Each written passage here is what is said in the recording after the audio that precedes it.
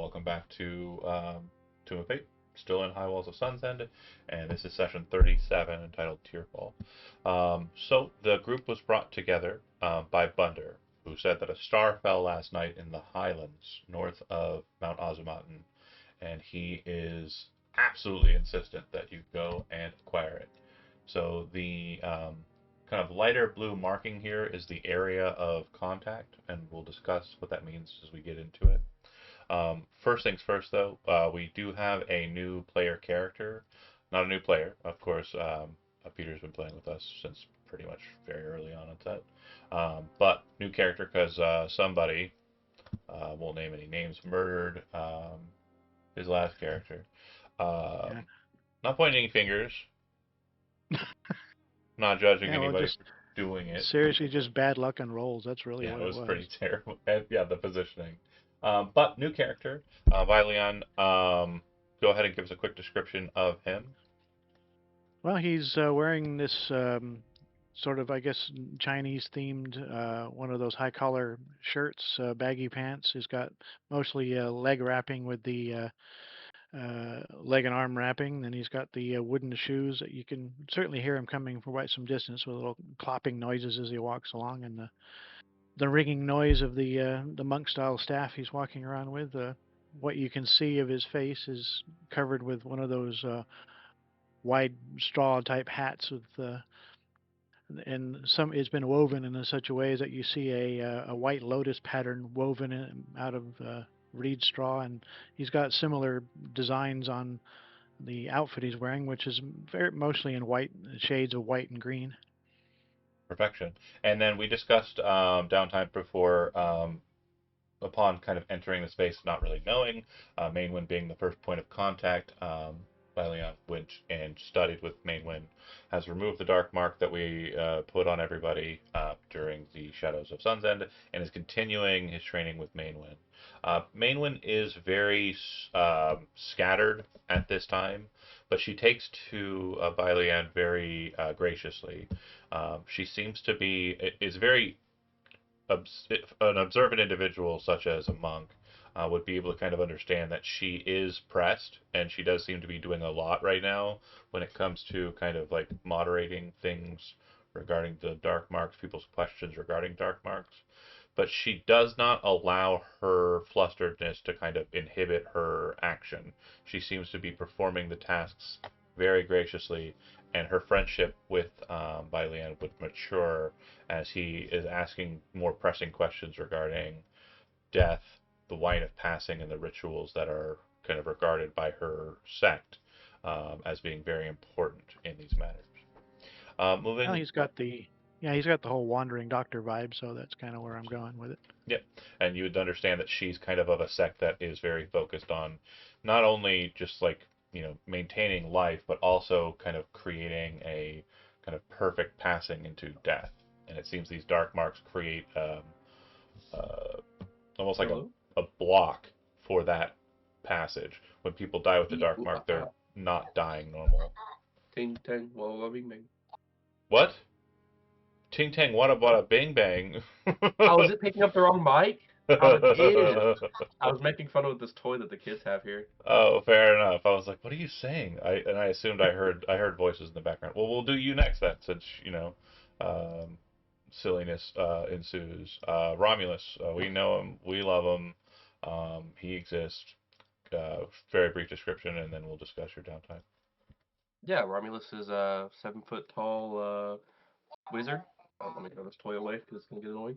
Uh, he's a 7 foot tall wizard. He's definitely been in the library, obsessed with Grisgold remains. He will be asking everyone if they think that they could study it as well. Obviously, nobody has so far except Calithian. Yeah. I think that's about the only thing. He's got a dog. He doesn't bring it on missions anymore because it almost died the first time. So Calithian would come into the library and kind of like tired, just absolutely looking completely haggard, like they walked up a mountain and back, right? Literally. And they or he kind of like just drops back to the study and continues and falls asleep on the documents, and Romulus actually has to kind of like work around him and kind of like slowly like drag papers out from underneath him as you're working together. 7 total points have gone to the unknown, possibly infinite ended clock, and study the Grisgold remains. Out of character for those who are curious about it. It is a curse. They have no choice but to study the remains because that's the nature of the beast, the creature that they destroyed that was made out of the papers. They think that there's something important in there. Whether or not there is something important in there or not has yet to be determined. And what the end of that clock looks like, who fucking That's knows? mean. I like it. Uh, it's the best. If they don't study it, which they can't, they can ignore it. They will start losing intelligence for every downtime like epoch that they reach. So the curse will either knock their brains out or The sorcerer with zero intelligence. yeah, no, it's funny. It's funny. It's funnier for Romulus. Calithian's the sorcerer, so he is smart, but also he is just a boy. I believe Elizabeth would say. And yeah, hilarious. Very good interaction. Moving on to the next Vice. We know him. We love him. Um, I believe he is Friendly obsessed. neighborhood dragonborn. I believe he is obsessed with the new recruits. But yeah, go ahead and quick description of Vice, and then tell us a little bit about your downtime. This is a very, very short dragonborn. Very skinny. He's very polite. He acts like a servant when he's around the fort. Has his own little dark secrets. Eustrail. So those who are watching, this is the first introduction of Eustrail that is outside of Steve's games. Steve ran a pair of back-to-back sessions, and there was a transplant group from that fort that they were in, the Sunless Citadel, buried beneath the gash in the lowlands. So there are now a bunch of kobolds, and when I say a bunch, like somewhere around like 2 dozen kobolds who are just in the manor fort, hanging around. Um, there is also a white dragon that's kind of moving around with a cool little kobold that like has a dragon shield and looks awesome and defendable. But the leader of this group, the queen of this kobolds, is Eustrail, and she offers her services as a tattoo artist, an arcane tattoo artist, to the manor fort. Vice, you're the first person to kind of jump on the bandwagon and get some of those tattoos. The first one is a draconic spell tattoo, which allows you to kind of incorporate a spell onto your person. It becomes a part of your person, allowing you to use it if you are a spellcaster or you're not. So you can effectively just remove the tattoo at any point to cast. I said Scorching Ray, but in hindsight and looking at the tattoo, it's going to be Fireball. I don't know why it wouldn't be Fireball. It's Fireball. So you have a Fireball that you can use, but once you use it, that spell tattoo is removed. And if you ever start casting spells, you'll always have Fireball prepared, even though you can't cast it. Okay. Well, I did take class level in hunters, so or Oh, okay. Rangers. You went So I Ranger. do have spellcasting. I don't think I don't think Fireball's an accessible spell for them, but I guess it would still be prepared. If you ever get third level spells, we'll go with it. All right, last but certainly not least, our favorite, the actual real favorite, the mascot for today. The mascot for the Manor Fort, maybe, perhaps only rivaled by Zergo Jr., is Nyx. Daniel, quick description of your character, and then we'll talk about your downtime. Nyx is 3 foot tall, green skinned, huge yellow eyes. Was pretty sad lately after his last outing, and he's thrown himself into creating his own little shop, which he's actually seemed pretty thrilled about. And you can see him usually lounging at the little ramshackle shop as a cat with the same bulging eyes. Okay, and it looks like you have 2 normal downtime points that you're spending and 2 bonus because you study with Agor, who is a bit of a crafter, and is helping you craft these healing potions. You took the healing potions and put them into your shop. For those watching at home, Nyx has definitely done a lot behind the scenes. There are now 2 shops at the Manor Fort. One is run by a player character, and the other is run by the DMs. We'll see if there's any kind of, economic rivalries. But so far, as I say, I believe the main, the thing that he's been selling like hotcakes, Nyx, has been healing potions, if I understand correct. And then you are befriending Eustrail as well with 3 points, so you're not making it there to the final kind of thing. So yeah, you would see that like Vice and her are quite chummy, and then eventually she starts tattooing his scales, and you're kind of like, ooh, exciting. Okay, so Bunder said, star, go get me a star. And somebody in the group, who was probably the smartest player, it did take a long time, but I do want to make sure that I stress that the person who asked this question is a genius. They are so smart. I've mentioned that the Manor Fort has everything a castle would have, and finally somebody asked, are there any horses available for us to ride? Sure as hell they are. There are a total of 4 horses that can be ceded to you, and their names are Cherry, Chestnut, Lightning, and Timothy. And I believe Nick said that he has, dibs on Timothy. Damn it. Um, does anybody else have a preference for what name of which horse you would like to ride? They are mainly male steeds. Cherry is a female steed. I'll take Cherry. Okay.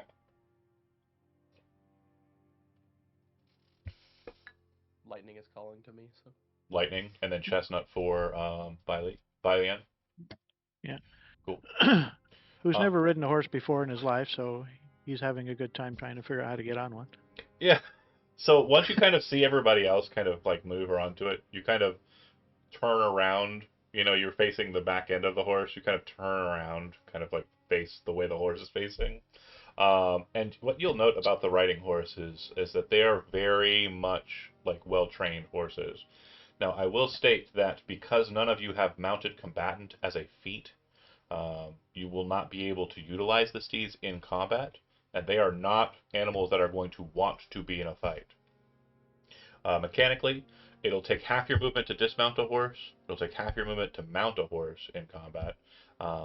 And like I said, they will not operate on your initiative. They will operate on the turn after your initiative.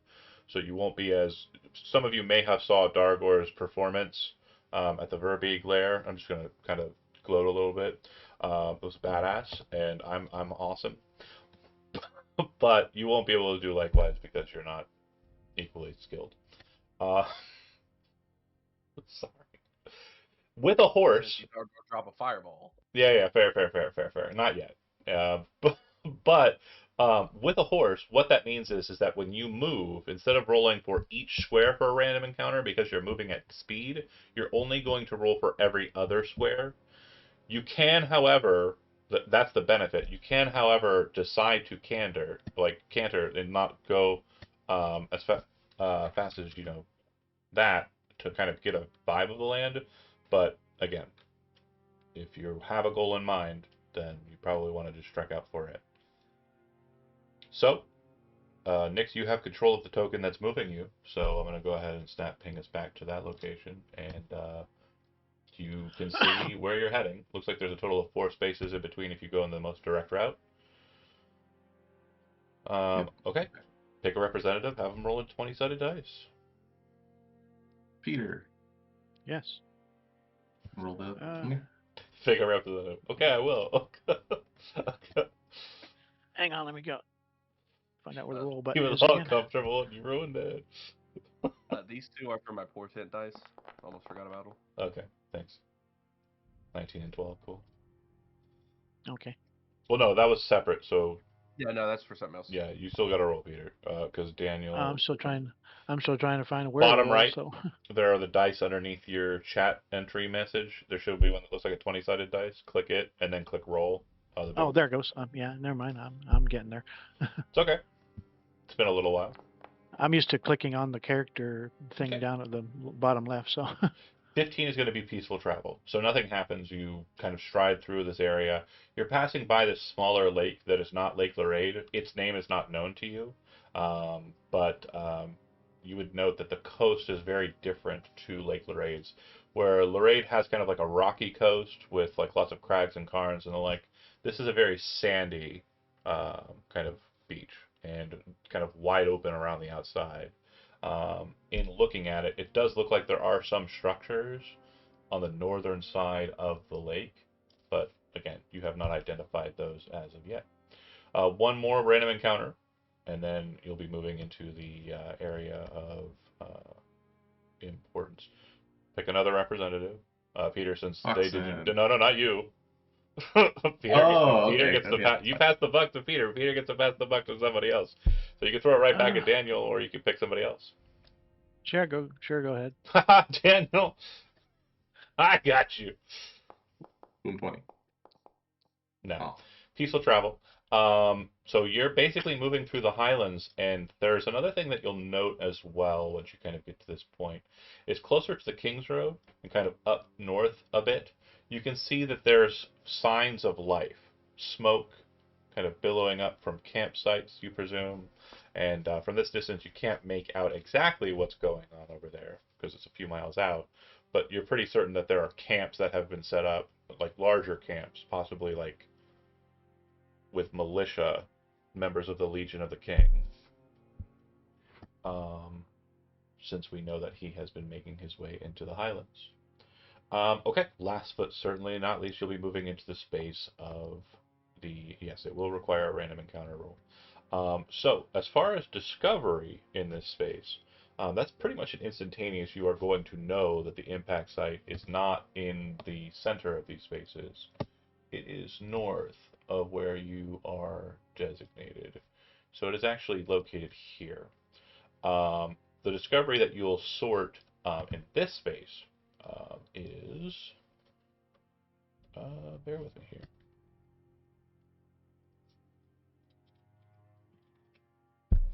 Um, where did it go? Uh, sorry.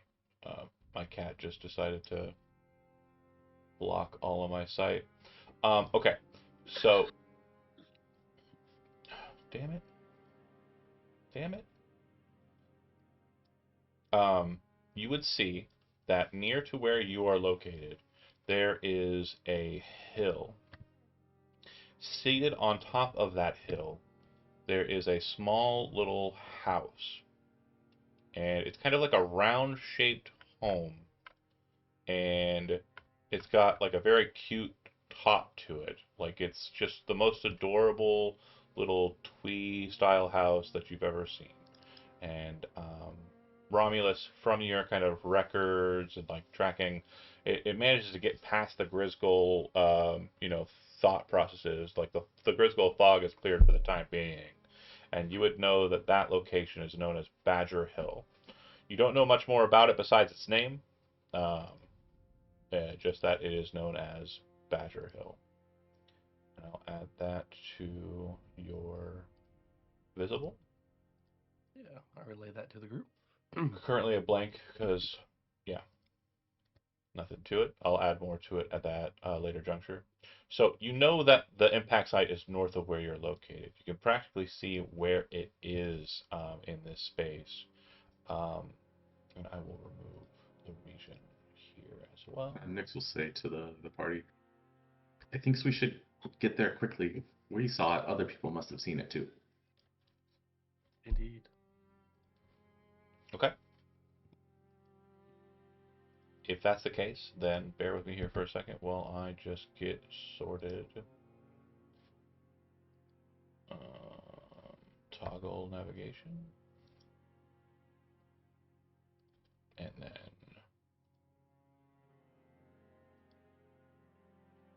where?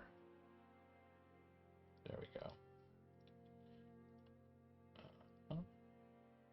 Okay. So, as you approach, you can see that there does appear to be more than one impact site. There appears to be one that's much larger than the others, um, probably somewhere in the neighborhood of about 20 feet wide in diameter, and then the smaller ones are about 10, 15 feet wide. So not massive craters or by any stretch. Um, and you would see that they are kind of situated in this small little area near a little hill area. There do appear to be people present at this crash site. Um, they're kind of maneuvering about. There is a pair of individuals who look like they are kind of in the craters, kind of doing something. And the tents that they have set up, their small little camp. It is little more than just two small little um, canvas tents, and there's a fire ring kind of inside like a fire pit inside the center of those two. I'm going to move you to the map. I'm going to try to anyway. And then I'm going to place your tokens. Bear with me here. Is there any markings on them that we recognize? From this distance, not so much. All darkness. Yeah, we'll get you. We'll get you.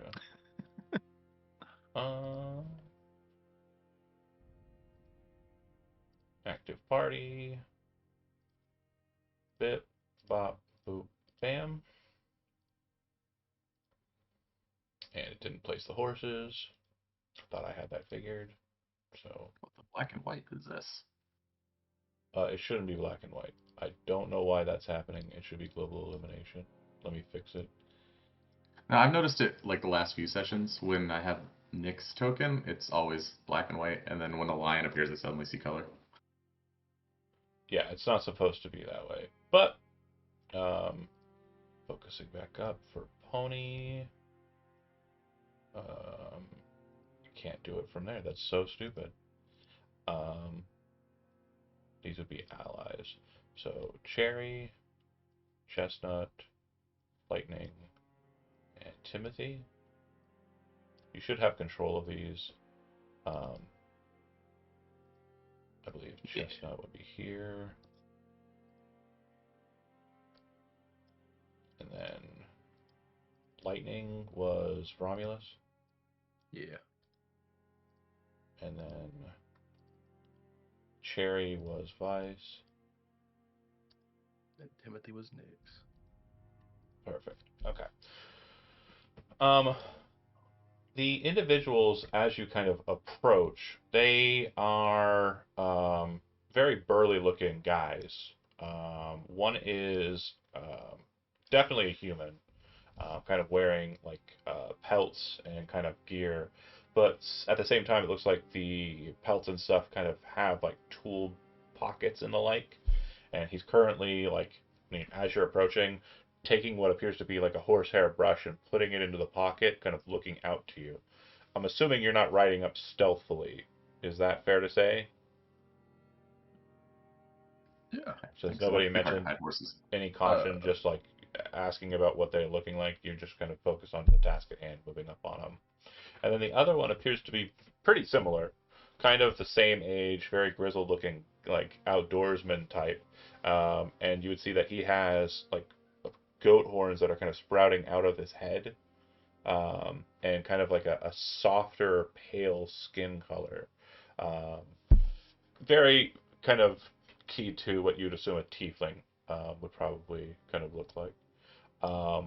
They both look out of the crater, and the human will kind of like crawl up and out of the space, kind of looking at you as you approach, with this just very kind of like worried, confused look on his face. Hello. Ugh. I'm just like wave my little arm. Are you still in like you're in Nyx mode? You're not. Yeah. Okay. And he'll kind of. Hail.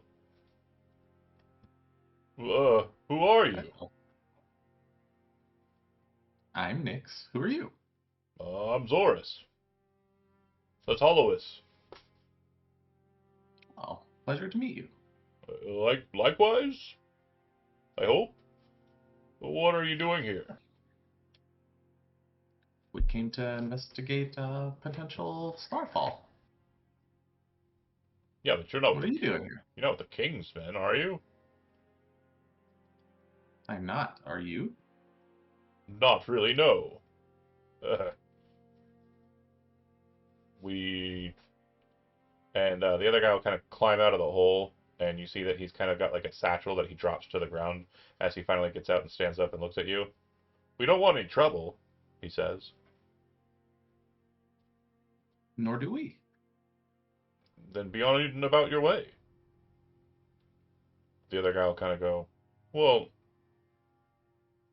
I mean, you just want to see it? Or are you coming to take it? came to investigate it first. You can investigate all you If like, it's I something suppose. dangerous, I don't want it. Well, but if it is, are you going to try and fight us for it? We've already claimed it. By right, we were here first. And then the other guy says, we really don't want any trouble. Please be on about your way. I'll look to the party. Nix has no intention of fighting. I say that out loud to them, and then look to the party. You see Holloway's kind of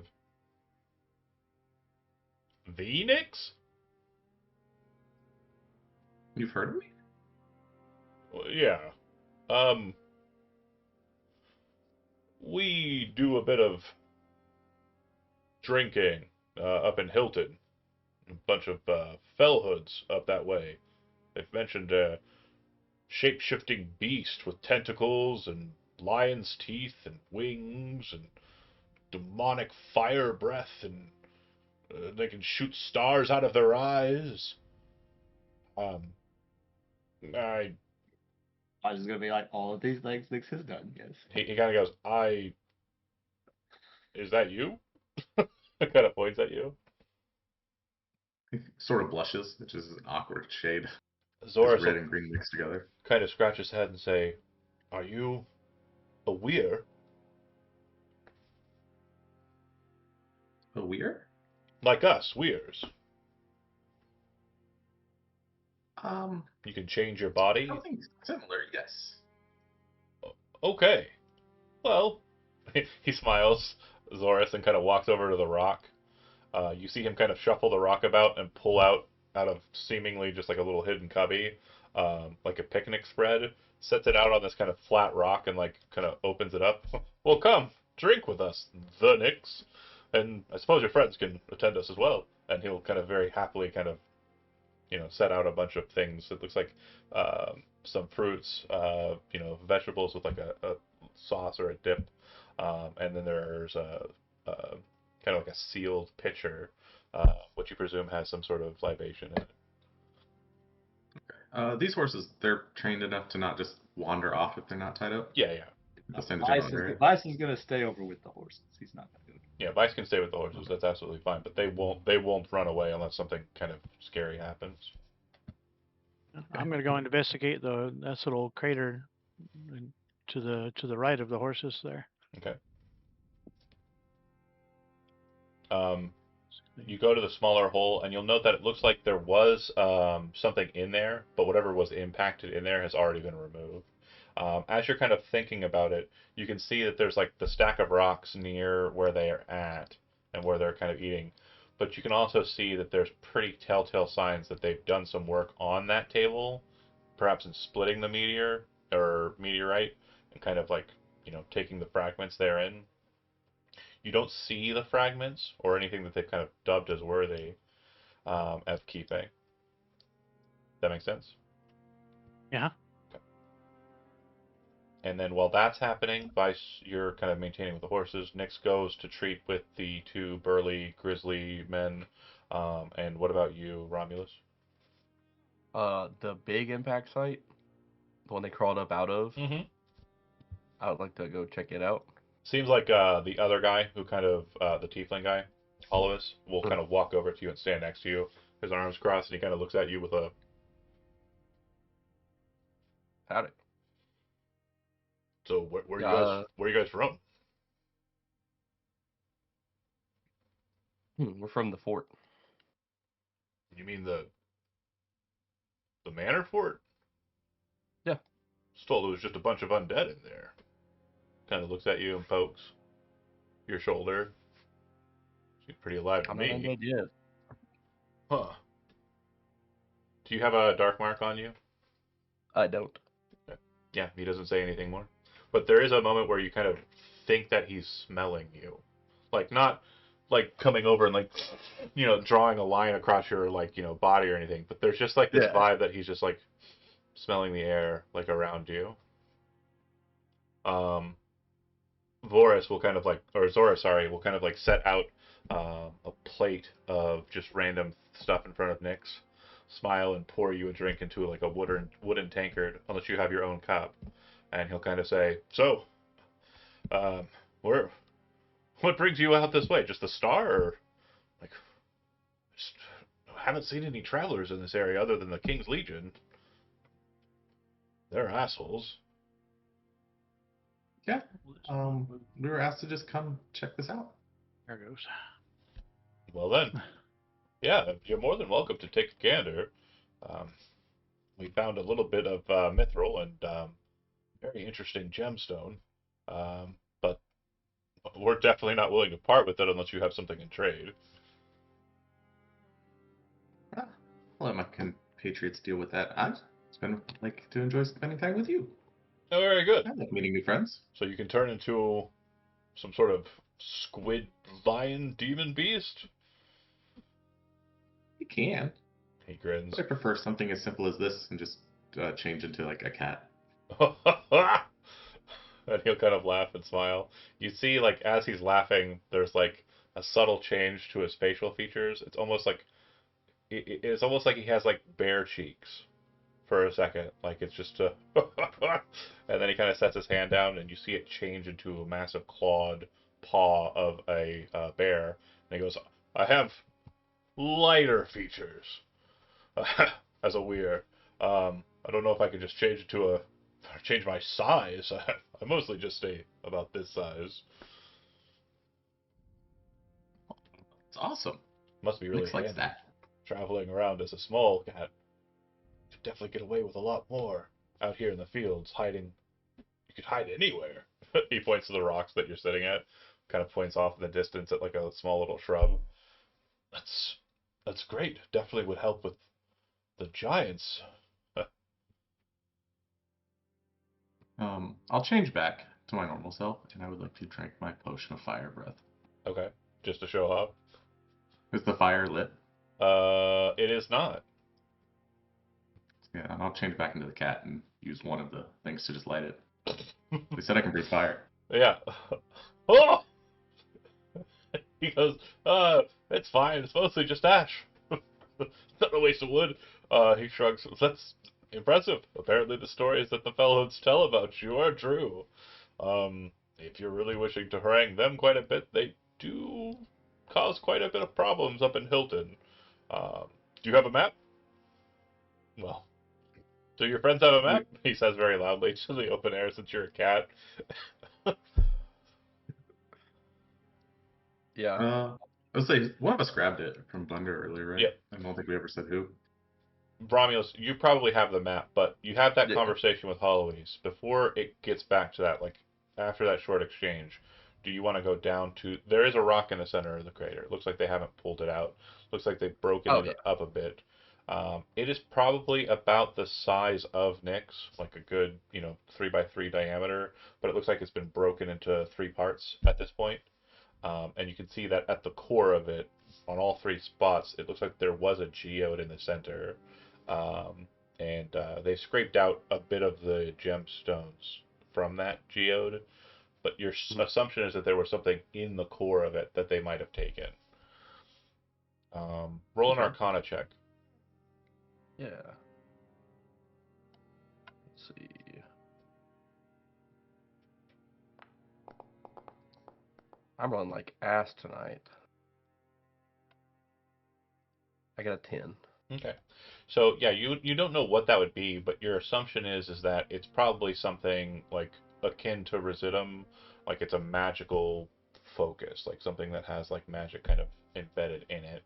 So whatever it is, you'd like to see it, but as Yeah. that's happening, you'd hear Zoras very loudly say, do you have a map?" And Holloway is kind of still watching you, like as you're looking at everything, his arms crossed, a bit more skeptical than his friend Zoras.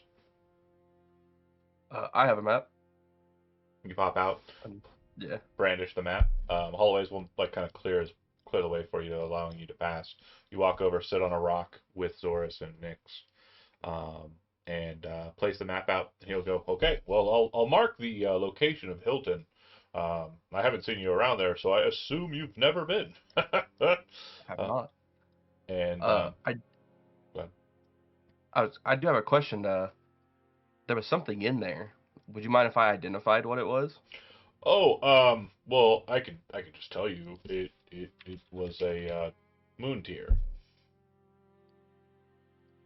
and you're kind of just like drawing a blank. Yeah. You have no idea what that means. Yeah. And what is a moon tier? Well, it is said that in more ancient time, there was a battle between the moon and the sun. Um, the sun fought the children of the moon. It's believed that it ate some of the moon's children, and the moon had no choice in its despair but to weep. Uh, and these star-like shards come down to the earth sometimes, and they're known as moon tears. They are pretty valuable, and we definitely have use of it. And Hallowees will kind of say from behind you, I would rather not show it to you, just for our own protection. And Hollis is still arms crossed, kind of watching you from behind skeptically. Boris kind of looks at Romulus like with a kind of I'm sorry kind of look on his face, Yeah. but doesn't seem to contest his compatriot. I'll look at Romulus. I know Bunder asked us to retrieve whatever was here, but I'm sorry, what was that would name? it be Bunder? Bunder. Hollis kind of places his hand on his chin. Bunder. Dwarf? Yeah. You know him? I think I might. He disappeared like a decade ago. He didn't look that old. Huh? I What? say he didn't look that old. Oh, he's definitely well older than a decade. Yeah. He's got white hair, that dwarf. Yeah. He's been in the fort for as long as I've been there, at least. How long is that? Heloise would say. Uh, how long would that be out of character, John? Your call. Michael? Well, I've been studying with Benson, and I had him help me craft some armor for my dog, and all the quests I've been on. I've been there at least months at this point. Huh. Are you all new attendants of the manor fort? There are some that have been there longer than me, as far as I know, but I can't tell you how long. Boris kind of looks to Heloise. Maybe someone destroyed all the undead and has made it their camp. Heloise would be like, huh. Well, I'm very interested in potentially visiting. And maybe Oh, yes, please do. if this Bunder is who I think they are, it could be an interesting conversation as well. Zoris will kind of look to Romulus. Marked it there, just a bit north of here. A small little town. Not really much to write home about. It's run by a young boy lordling who does his best. I believe he has sworn fealty to the king since the king has strode out from his walled city. Um, and a lot of the legionnaires will end up there and maneuver about in that space. Um, but so too the Fellhoods are present there. Good drinking. Small little pub, Red Dragon Tavern. Very good. Delightful choice of beverages. But, yeah, I don't know if it would be as friendly to your group as it is to us. They may not know of you, so it may be fine. Yeah, Me? as far as I know, the Fellhoods are no friends of the forts. Hmm. So I'd rather us not walk into a place that may be full of them. I'm confident in my fighting abilities, but I can only blow up an area so many times. You would see Heloise kind of like look over at Vice for a second, and then kind of look off in the distance behind Vice, and then drop into like an action pose. Like he kind of drops so his legs are kind of like kneeling a little bit or squatted down, and his hands are kind of held out to the side, right? And he kind of starts smelling the air and looking around. Oh no. Ah. And he kind of quickly moves into the crater, and Zoris will look at you and go, how, how are you all at fighting? He'll say as he walks over to his tent, reaches into it, and pulls out a hand axe. Upon him saying that, can I cast my mage armor on myself? Yeah. My free casting? Good. Well, that's a neat trick. I know I mentioned earlier, but I forgot to bring it up as soon as we start that everyone should have eaten, right? Oh, yeah, sorry, so sorry. And I forgot to remind, pause for a second. So, mechanic, food, okay? Before a quest, you can eat one food item. Food items grant specific benefits. Can you click that food item if it's on your sheet? Is it on your sheet? I don't think I have. I think I only have the recipe on here right now. Okay, hold on. Character, Nyx. And you'll dump the cash. It's just money you're throwing away for Yeah, I already took the one the off. humble pie. Um, so is it under? Yeah, and then humble pie. You have one added to your sheet. So if you click it for me, that'll show everybody what it does. If you partake in a food at the beginning and you eat a thing, it'll grant a limited benefit for the session. So humble pie is crafted, and when consumed at the start of a session, you are treated as automatically succeeding on the first fumble saving throw you make during that session. It is a minor benefit, but all you have to do is eat a pie that Nick serves you, and you gain it. Yeah. There will be ones that are different, kind of moving forward. I had mentioned one in particular to try and find out called Moppet Bread. The spellcasters will love that one. Heck yeah. Not telling you how to make it though.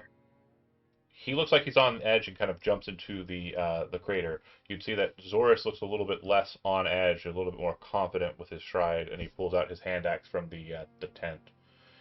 Asks you if you know how to fight. Romulus clicks on the armor. Vice, go ahead and make a perception check for me, and then Byleon, it looks like you moved to the other crater. Yeah, I Investigating was it, examining it. it looks Yeah. as though it has also been cleared of. They seem to have gone for the smaller craters first, and then moved to the Alright, big well, crater, and you caught them while they were in that process. I'd like for you to make a perception check as well, since you're kind of on the outskirts. okay. Perception. So, Vice, you're very kind of trying to make sure the horses aren't wandering too far, so you're kind of staying in the middle of them. So all you're really seeing is horses. You're kind of surrounded by them. And Byleon, you also don't see anything kind of coming toward. It does seem that Hollowies is kind of on edge, but for what you do not know. And then, in the next moment, you are set upon from the northwest/west as massive rocks come flying into the space. So pause for a second. I'm going to go ahead and add these creatures that you'll be fighting to the battlefield.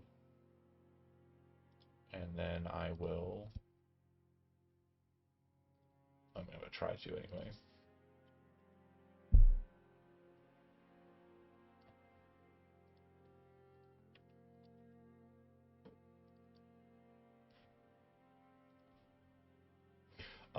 So you would see that two massive forms kind of spring up in this first round of combat. They will be getting a surprise round because the two people who could have seen them did not. So the initiative counter has been put up, and combat music is being played.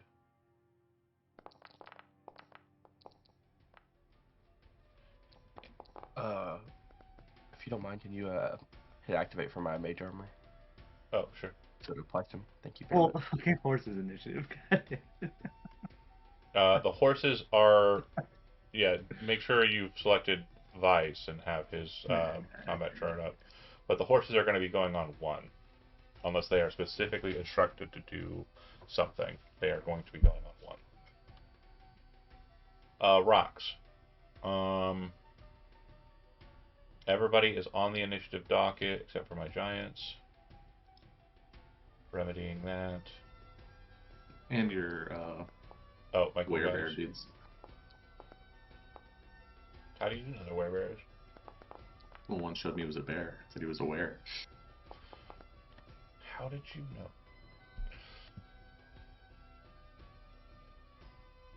Okay, everybody's on the docket. Vice, you are surprised, so you will not be acting. First hill giant will be throwing a rock, it picking a big target, which will be a horse. I don't know which one, so I'm sorry to whoever's horse I just explode. It seems to be throwing a massive mound of rubbish, just scree, rocks, disgusting matter, just chucking it. Miss.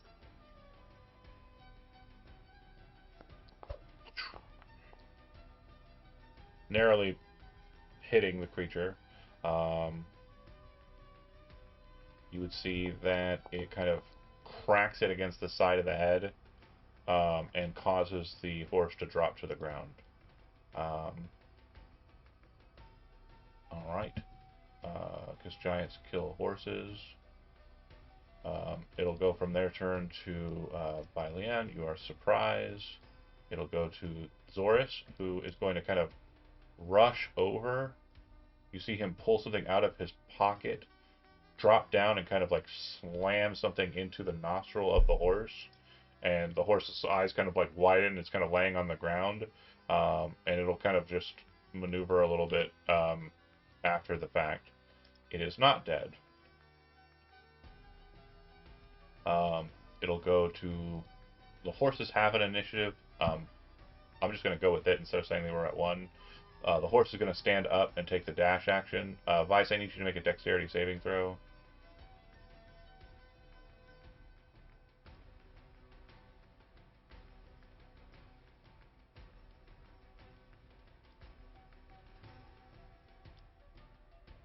Vice. Okay. So you are trampled by the horse as it gets up and kind of maneuvers over you. So I'm just going to go ahead and make a hooves check and damage. As the horse basically runs over top of you, you're going to take... Humble pie. No, humble pie. Saving throw. So, No. Pause. Fumble saving throw, not saving throw. Humble pie is just going to stop your weapons from breaking or you exploding your friends. That's it. Okay. Fumble saving throw, not when you fumble a saving throw. Well, Miles gets trampled. He's like, well, at least she's alive. So you'll take 4 points of damage. I'll go ahead and apply. Perfect. Just rolls backwards. It'll go to Hollowies, who is going to kind of come out.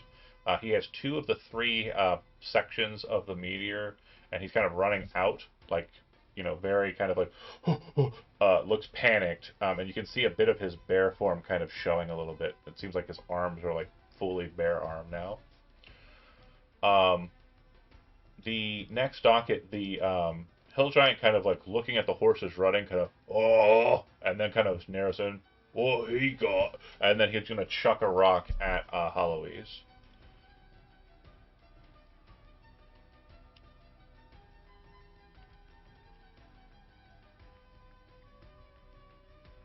I'm going to try to anyway. Alright. It slams right into his back, perfectly connecting.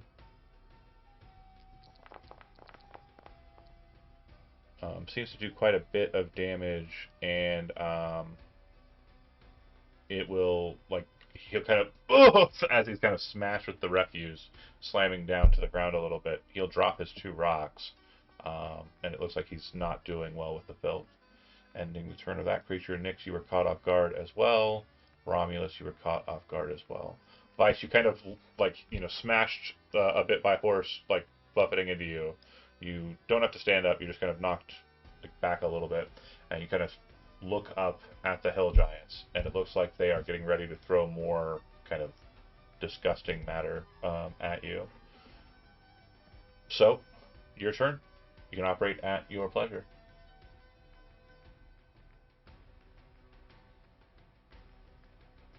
And if you're talking, you're muted. That one? Am I? Oh? Oh, no, you're yours? good. You're good. You're good. Sorry.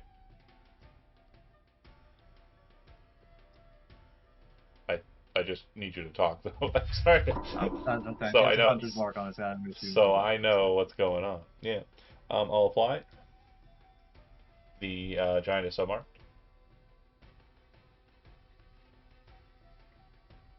Normal. Do you have sharpshooter? God damn. Oh no, you're within range. Never mind. This is a small map. Okay, cool. End your turn, and we'll go to. So that one, like the primal magic of the mark, kind of like floats around it for a second, and it's kind of like, oh, looking around at the weird kind of magic as it sets into place, and then you fire your arrow, and it comes flying at him and just narrowly misses his face. He's gonna move his attention over to you.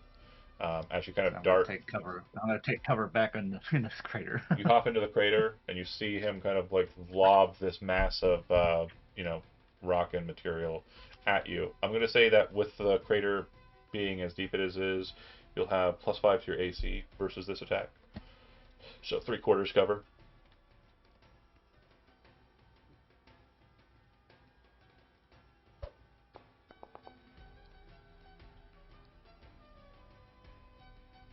That'll hit. And damage. I +5. Oh, +5. That'll miss. 16. Sorry. I had 16. Yeah. Apologies. And then second attack.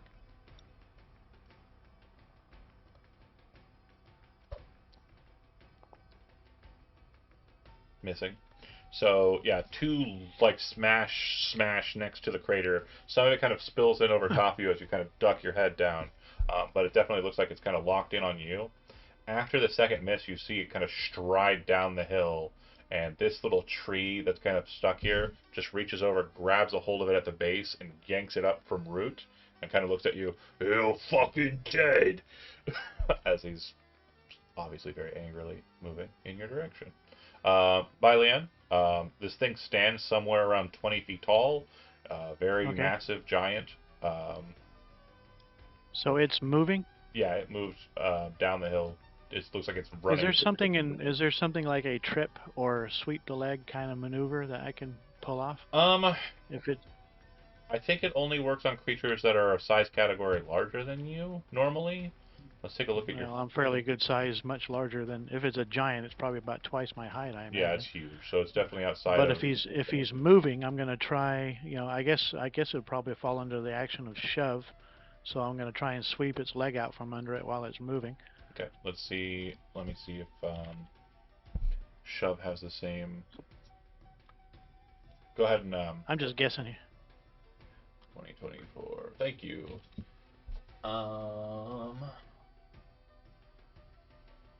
Any language about sizes? Knock it prone or to be able to. Yeah. The target must be no more than one size larger than you. So it is huge. You are medium, so it is two size categories larger than you. So you can't shove it. Oh, well, I guess I'll just belt it then. All right. I'm not sure how you do an attack roll on a. So if you have your thing open, there should be an unarmed attack option in your. Oh, it's yeah. Unarmed strike is listed in your inventory, so is quarterstaff. So if you're gonna run up and use your unarmed strike or Yeah. quarterstaff, either would work. I don't know why the quarterstaff isn't being marked as a monk weapon. I am gonna Well, I fix haven't. that. Well, it does the same damage either way, and Yeah, I'm gonna go punch things. very good. Is it just a regular roll? No Yeah, advantage, disadvantage. it's regular. You kind of rush in. You are kind of like intent on sweeping the leg, so you kind of just kick straight into the leg. Go ahead and roll damage. That will hit.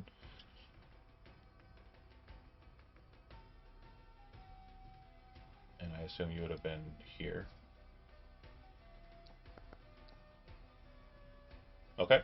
And then as a bonus action, you can make a second unarmed attack as a monk.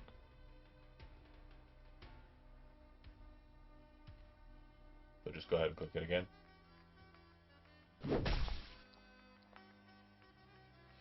Go ahead and give me damage one more time.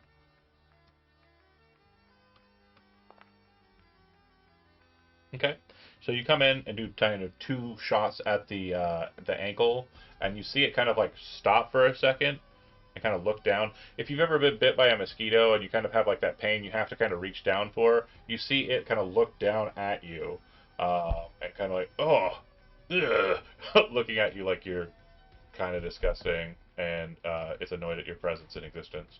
Okay, that is it for that. It'll go to Zorus is on docket. So Zorus, kind of seeing it kind of coming towards it, kind of shapes into a bear a bit more. And you see him kind of holding the hand axe. He kind of just throws it directly at the giant. And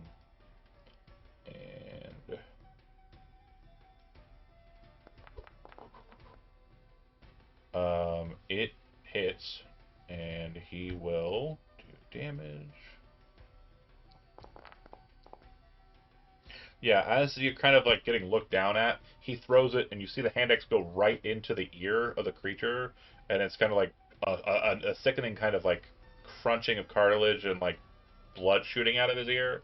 The giant kind of reaches up, oh, and then looks towards Zorus, who's kind of like, come on. Very cool. The horses will ride out a bit further. They're definitely in sight, but they are scared and they're kind of migrating away from what they see as complex zone.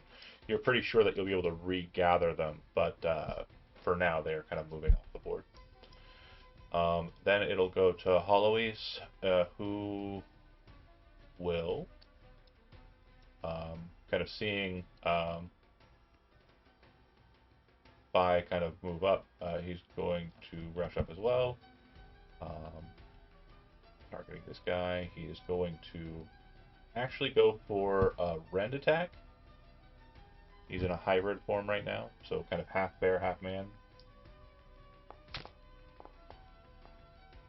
And you see him kind of like jump and kind of like slip against a rock, fall, kind of catch his footing, and kind of spit out like what appears to be nasty material from when he got hit by the trash bomb. And he just kind of takes his turn, you know, reflecting on how disgusting that is. He will lose the poison condition. He'll gain double poison condition. Silly game. Okay. It'll go to the other giant, who is going to drop down, and when he does, kind of lands down with like a thud, nice kind of shake across the ground, but nothing, no mechanical effect. He'll look at the situation, and seeing that the crater archer was being attacked and is no longer being attacked because everybody's mobbing him, he's going to target Vice and chuck more rocks at him. It'll be double rock city. Your AC is +5 again. So more splashdown, no hit, and more splashdown, no hit. So basically, yeah, the crater's getting bombarded, and you're just kind of, you know, maintaining that duck. Next, you're up. And how'd you like to go? I'm gonna move up and then change into a lion and attack.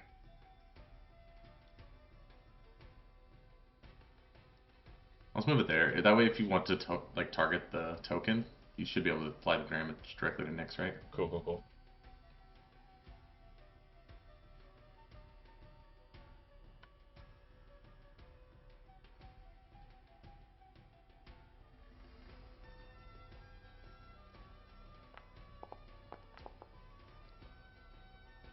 First attack. Hit. And second. Hit.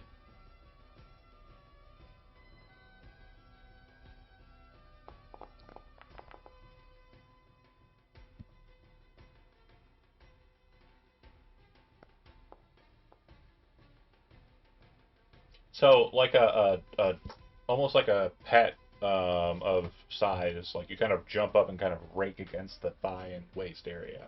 You're about half as tall as this guy when you're kind of standing on your back feet. And as you kind of drop back down, he's kind of like still cradling his ear from where the hand axe went in. He kind of stares down at the lion, looks over at the werebear. Like there's definitely like a cause of panic in his eyes as he's seeing like It started off with the punches to the ankle, which still hurt, but everything's kind of escalating, and he may have bitten off more than he can chew here. Romulus. Yeah. Fireball? Great. Yeah, you can place the template. If you can avoid your allies, so much the better. And Would I'll that always avoid leave the my cloak of allies? protection out. What's that? Well, if you I was gonna say I'll always leave the cloak of protection out, just so I don't have to Oh say it yeah, every the time. cloak is fluttering. Yeah, the lion has a cloak on. Do you see place measure template? Yeah. Does this avoid my allies? I can't see until you Right, doesn't place. show the Yeah, that That's right. avoids your allies. You can see it. Perfect. All right, a DC fireball 15 dex saving throw. goes flying through. This one will roll dex. Oh, that's no. All right, and then this one will. The first one, surprisingly, kind of like off kilter, kind of like leans forward, and it only kind of cinches the back. But the one that you've basically kind of targeted more thoroughly, that one takes the brunt right on the whole side of it. Go ahead, give me the damage. damn. Okay, you didn't target them, and when you multi-target, Oh, you that's can right. hold shift and target multiples. It's fine. I can apply the damage manually. How the hell did you roll 37 on 80s? That is so fucking good. That's mostly fives. Yeah. The average on 86 is like 27. Not 37. Okay, they'll both get blasted by the fire. Oh, sorry, this one would have taken less, and I clicked it wrong. Half of 37 is a number. 15, 18. 16, 17, 18. Okay, so it is still bloodied by the attack, but less so. Okay, Romulus, anything else? Yeah. Then this rock's high enough to, like, if I get behind it, to give me a little bit of cover. No. Not at all. Okay. Then if that is the case, we're gonna move. They're probably about here. table height, or a little less than table height. Yeah, that's enough. There we go. Might not do much cover with a tent, but No, rather yeah. be there than not. That giant for sure is going to be haranguing you in a second. Vice, you, unless somebody does something crazy to him, then yeah. Vice.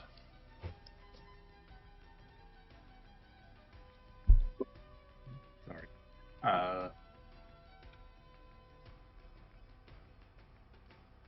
gonna maneuver behind this tree.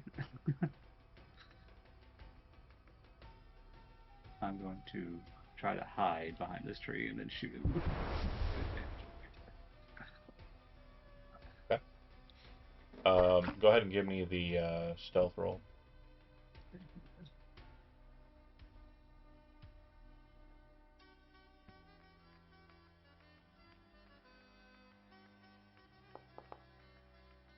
Yeah, you're good. There was a chance of you failing. Their passive perception is 12, so if you'd rolled a 1, I think it would have been. The only way I would have. Yeah. That'll work. Damage and sneak attack would be applied. And also, this is your hunter's mark, so I think it automatically does it. But we'll see. We'll see. Oh yeah, it says 1d. Well, no, it says 1d6 plus 1 plus 2 plus 4. So I don't see the. Then yeah, add a d6 into it. Yeah, 3d6. Plus, yep.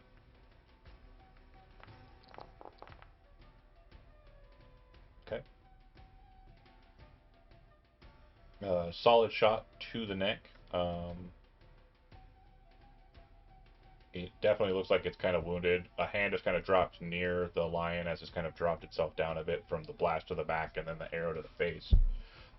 It is this one's last ditch effort, so it is going to, with the tree it has just acquired, it is going to bludgeon the shit out of. I get multi-attack, so I can make 2 attacks. Currently, my 2 biggest threats in melee range are going to be Leon and the lion. I don't believe Alois hit. Did he? Nope, he fumbled. Yeah. So not a threat. Not yet, anyway. So Tree Club against the lion. You can actually target Nyx. Oh, sorry. But I think that's still going to work. I'll replace that It before I does, roll yeah. damage, though. We'll go ahead and do an attack against Baileon. Can I, as a bonus action, something I have to wait on my turn for? Bonus actions on your turn, yeah. Reactions Oh, are the only shame. thing you can take during their turns. The only one you have would be deflect arrows. Yeah, that's what I was going to do. It's deflect attacks. It's bludgeoning. Oh, wait, hold on. Can you click that reaction for me real quick? Deflect attacks. Should be a clickable in your... Yep. When an attack roll hits you and its damage includes bludgeoning, piercing, or slashing damage, you can take a reaction to reduce the attack's normal... Oh, wow. It's just anything now. Cool. Yep. Okay. I thought it was just arrows too, but I'm going to give that a shot. Yeah, absolutely. So then, yeah, that'll hit, so you will be mitigating damage here. For the attack against the lion, I need to click on Nyx, and then click on damage, and then normal. That many, which I will then apply to Nyx. And It then, worked. perfect. And then, Baileon, damage, normal. You want me to roll it now? And then do you see where it says deflect attacks? You posted it and Yeah. it says healing. Click that healing. Just hit roll. Yep. Okay. 6. So I'm going to apply the Nice. damage, and then I'm going to apply the healing. Oh, you had me targeted. Got it. I can do it. Plus 10. So as the tree slams into the lion, the eyes kind of become even buggier. It's like boom, as it slams into the back of the lion. Like Nick's eye just kind of, and then it turns the thing and brings it down. And you see Baileon kind of like drop into like a martial stance and then swing his arm to the side. But as it hits, you can see the arm bend a little bit further than it should have in the stroke. So he still takes a bit of damage. It's like, oh, fuck my arm.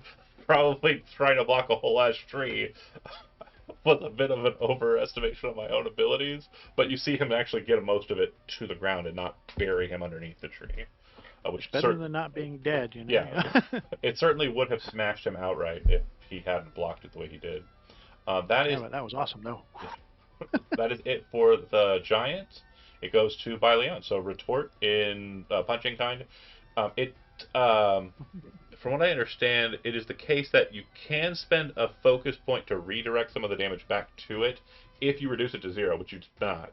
So the other thing you can do with your focus points is you can spend 1 on your turn, and when you take your extra action or your extra attack as a bonus action for melee or unarmed strikes, you can just throw 2 instead. So Yep. That's what I'm going to do. machine gun fire. Here we go. So, roll. That was feeble. That will miss. And then go ahead okay. and click on. I think you're just going to be making 2 more of the same attack. So go ahead and just click attack twice more. Because you'll attack normally as an action, and then you'll attack twice as a bonus action. So 3 total. That'll hit. And the last one.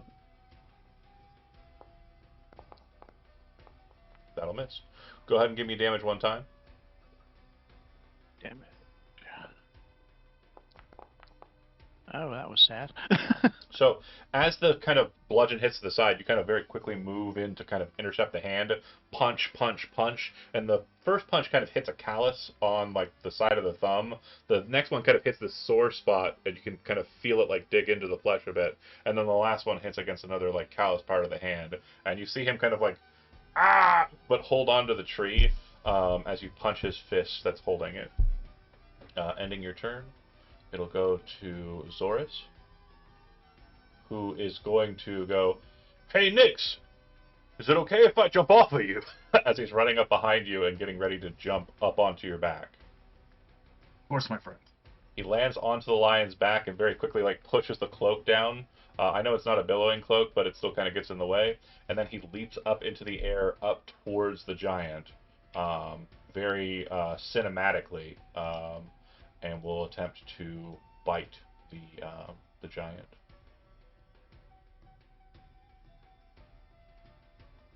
You see his form become more bear-like in the head, and he kind of tries to bite into the neck of the creature. He succeeds. Damage normal. You see his like forearm claws like lodge into the chest of the giant, his teeth kind of holding against the Adam's apple, and you just see him kind of yank to the side. Blood goes flying everywhere, and the giant is laid low. I need everybody who's adjacent to the giant, and this will include the guy coming down with the giant, to make a dexterity saving throw.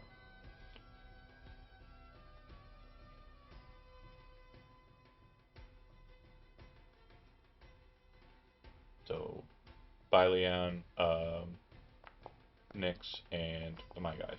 Cool. No, I think I did okay. What we got? Dodge? Yeah, it's falling. Yeah. It is not Holloway's day. Oh, Holloway already throwed. Okay, cool. So then, yeah, it's going to topple and spin, and like as it's coming down, like Holloway hit the ground when he fell and tripped.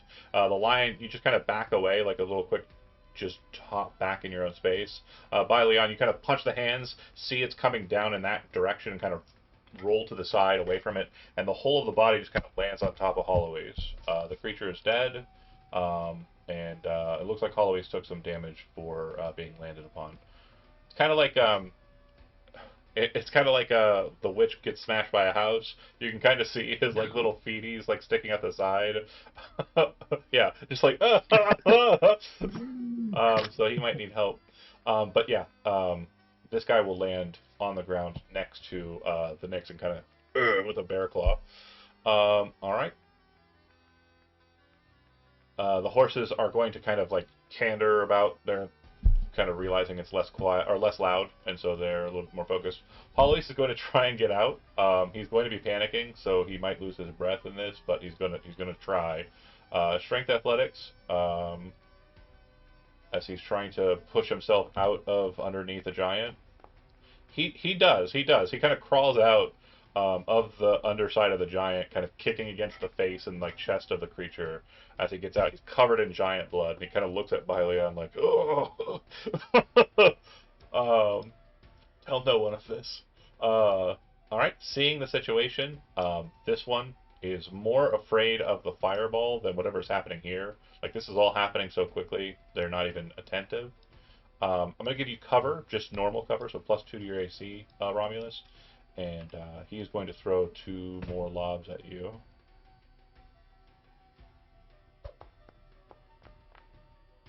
Probably not.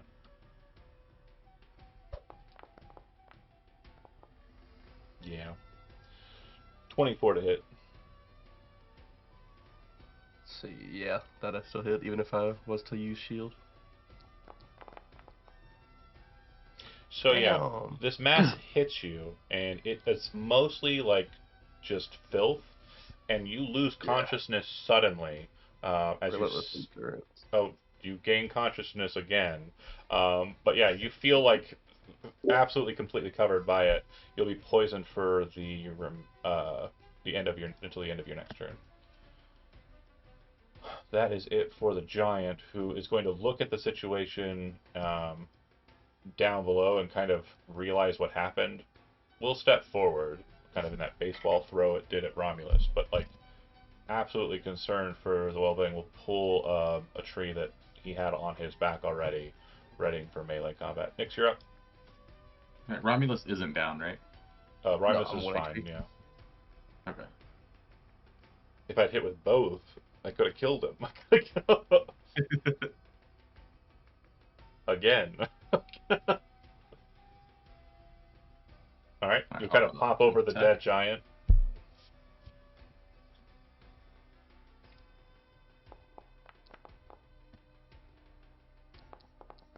Hit.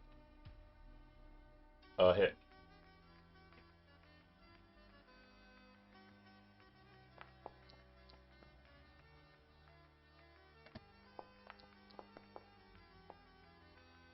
And Okay. then, as a bonus action, I want to breathe fire at him. Oh yeah, you still have that in you, don't you?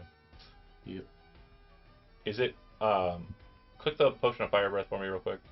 I know old ones it said you can only do it once, but I just want to see what the wording is. I'm not going to take it away from you. You're still going to get it. I just want to make sure. It's 3 times. Three times. Or So I'm not going to count the lighting the campfire as one. Is what I want to make sure I insinuate. It is not a cost. So yeah, deck saving throw. I'm not gonna. I think it's cool for narrative flavor. That it was just kind of like a little lob of it. Okay, it'll fail the saving throw. Go ahead and give me damage. Yahtzee. All right.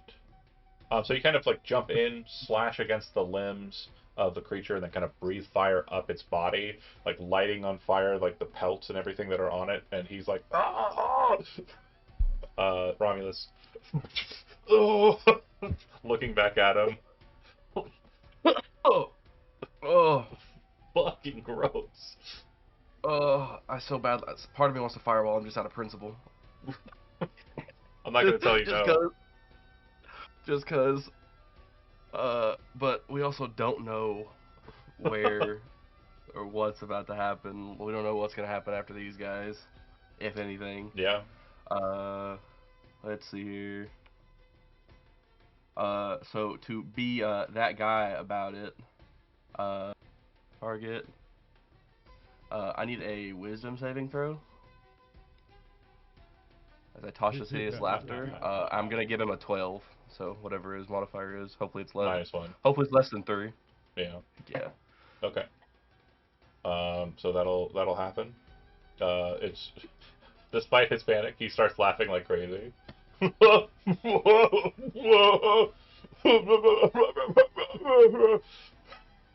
it's like this laughter that seems like it's also filled with like dread and panic.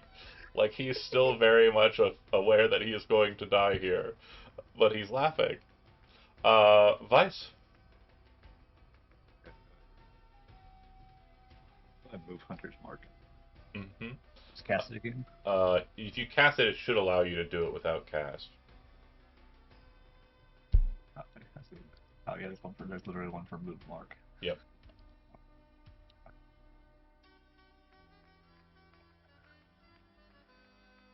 Cast spell. Hunter's move mark. He's prone, so I get advantage on attacks, right? He is not prone. This one. No, he is not prone. So yeah, you'd have disadvantage because you're firing at range. Sorry, I didn't see the prone part. Oh, I have disadvantage. Yeah, range attacks against. Oof. Well, that'll hit. Matter either way, so you can roll either down. Still hits though. They're just regular damage, no sneak attack. No sneak attack? You have a character that is firing with disadvantage. Yeah, disadvantage overrides.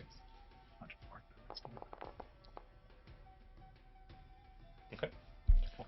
Solid damage. Not quite enough yet. It'll go to the dead one, who will kind of gurgle blood at the foot of Leon. Kind of turn your attention towards the one that's now laying on the ground laughing. How would you like to proceed, Peter? It makes a wisdom saving throw after it got hit. Oh. I'm gonna go beat up on it. With advantage, right? Yep. Well, I'm gonna go beat up on it, I guess. Love that. Yeah. It is going to pass. And then you're going to run over. It is still prone. It is just no longer laughing. So you'll have advantage on your attacks. Peter. Okay. Okay, I'm getting there. No, sorry. I was just making sure you didn't think I was talking to Brent. That'll hit, and then bonus action also attack, or do you want to flurry again? Yeah, I'll do the flurry thing again. Okay, so then just 2 more attacks and kill one of your focus, or click the thing to kill your focus. There we go. Perfect. So just normal attack, or do I have an advantage attack? You'll have advantage on all your attacks here, yeah, because it's still prone. Oops. Oh, I kicked the wrong thing then.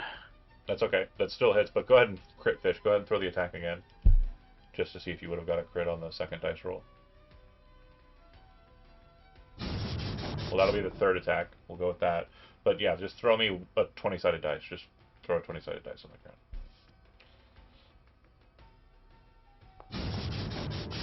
Okay, it would not have been a crit. So then you're going to go for damage 3 times. So you're going to click the damage under Monk's Focus 3 times, and will be even.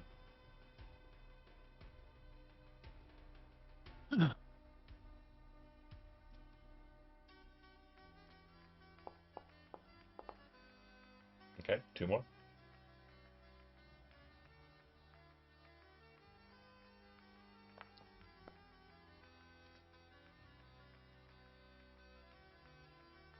And 1 more.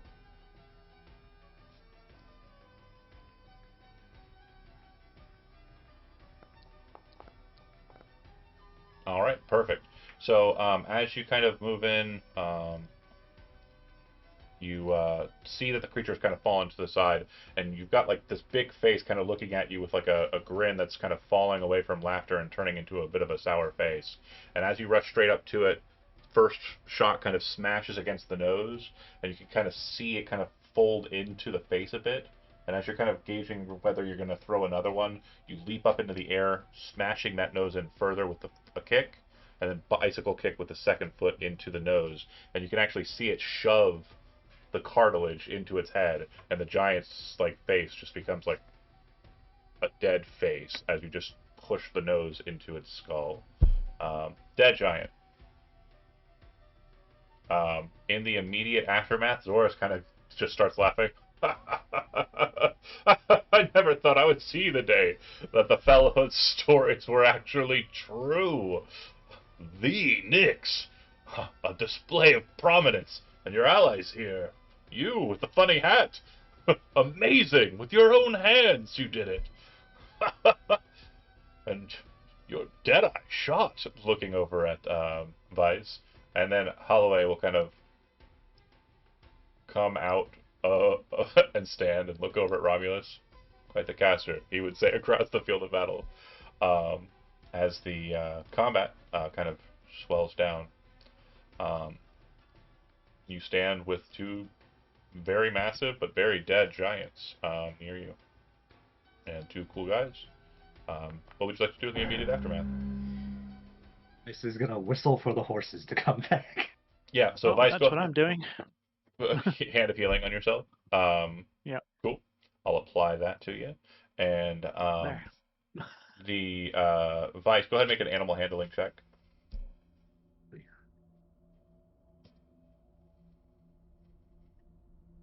And Nyx, what are you doing in the immediate aftermath? Well, I'm actually going to go to Romulus and ask if he could use a hand since I see he's pretty bloody. Okay, do you want me to heal you? I can use focus. I don't have the inspiration one, but Well, pause for a second. New mechanic. Something. oh yeah, that's right. New thing just dropped. So during a session, you are allowed 1 short rest. Period. You can use focus during combat still, and you can also use focus and burn a heroic inspiration to regain stuff. But you are entitled to 1 short rest, which you can take now if you'd like, or you can save it for later. It's entirely up to you. But you only get 1 per session, and it has to be in a Okay, safe look at you. location. This is safe enough. What'd you say, So Dan? who's wounded? I am. I am 1 Romulus. HP. Very much. I took it. That's funny because I took 1 point of real damage. But Oh, yeah, here. if we're cool with it, I can also just heal myself with some stuff if we don't I want mean, to take a short rest. I'm Well, good I've with got it. It'll give something me a while called- to check back. I've got something called Battle Medic. That'd help. But Book if we, it, let's see if what we it take the does. short rest, I can also get my spell slots back. A spell slot back. Yeah. It's up to you.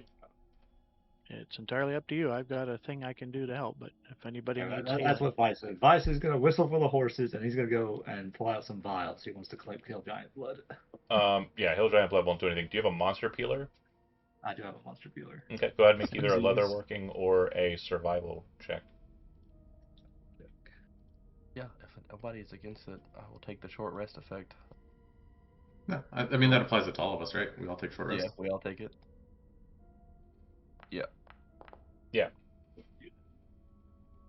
So, with that survival check, you don't really get anything of note. So you do get like vials of pointless blood. You think it's important. If you'd like to make another one against the other creature, you can. Can I do it on the other one? So yeah. I could just, like, we can eye each other up as we're doing it. That's fine. You can assist as well. Yeah. So if you want to give advantage to Do somebody, a help action. Oh, Yeah. I want to cast guidance on myself and then do it. okay, that's and then Vice. Do you want to I help mean, Nyx? I'll still help him. Yeah, Yeah. Okay. give him advantage. So you have advantage and guidance. So Nyx, go ahead and make your survival or leatherworking your choice. This is to survival. I've applied Yeah. survival guidance to you, so you should have it. You said advantage. Yep.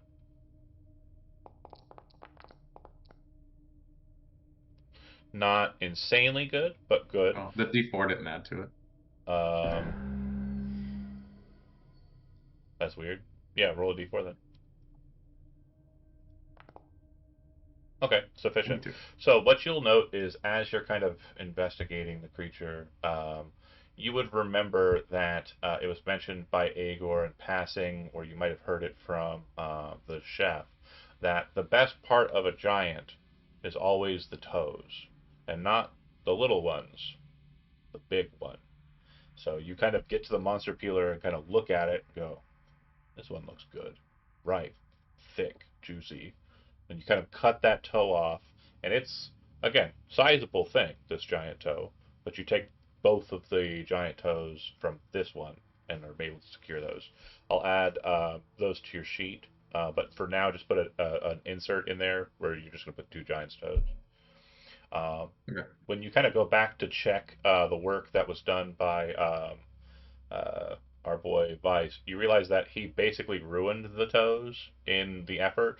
It seems like he's basically exsanguinated the feet for his blood draws. He's like, whoa, those toes are really juicy, and started like pouring the blood out of the toes. So you're like, fucking novice.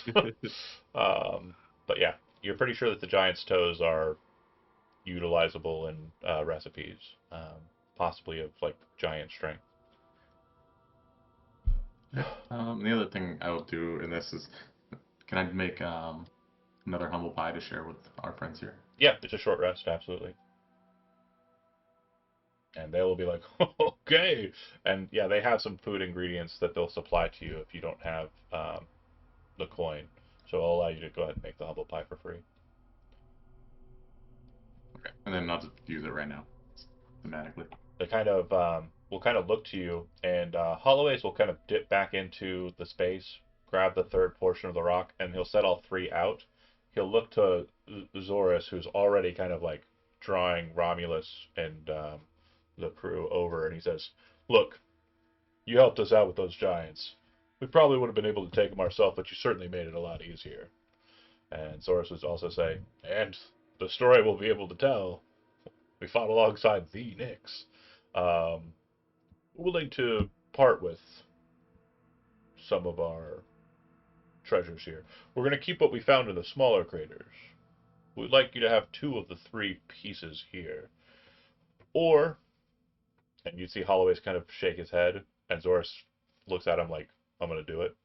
"Or, take 1 of the parts, and we'll give you what we found in the center of this bigger rock." And you see him pull out this beautiful crystalline structure that's kind of in the shape of a teardrop. Kind of glows pinkish and like purple. It just kind of got a very beautiful glow to it. Think Arkenstone from The Lord of the Rings. Nyx kind of shrugs nonchalantly to like let other people decide. I'm just here for the friendship. Well, you'll have that. We came to collect something, so it doesn't really matter what. So Well, I guess if you're not particular, a Holloway's kind of says, Uh, and you see him start to put away the tear. I am interested in the tier. Say wrong. Zorus says, "Well, Plug here. I already Don't said give a it." shit. He's watching. He'll kind of place it back out, like, fine, okay. Um, so there are 3 pieces of the rock. One looks like it has mostly just gemstones remaining in it, and there's not much to it besides. There's one that looks like you can see what appears to be silver veins in it, which would kind of denote that there's probably mithril, the star metal, inside of the rock. And the same is That's true the of only the one. 3rd piece. So there's 2 mithril like sections, and then there's the gemstone section. Sounds like the guy One of them who mithril, that we so- One came. in metals, so Mithril. So you're Yeah, gonna he take wanted mithrils. Yeah, yeah. one mithril, one moon tier, right? Yeah. You'd see Zorus and Holloway's kind of nod. Holloway seems a little bit sad that they're losing the moon tier, but he shrugs and kind of takes it as is.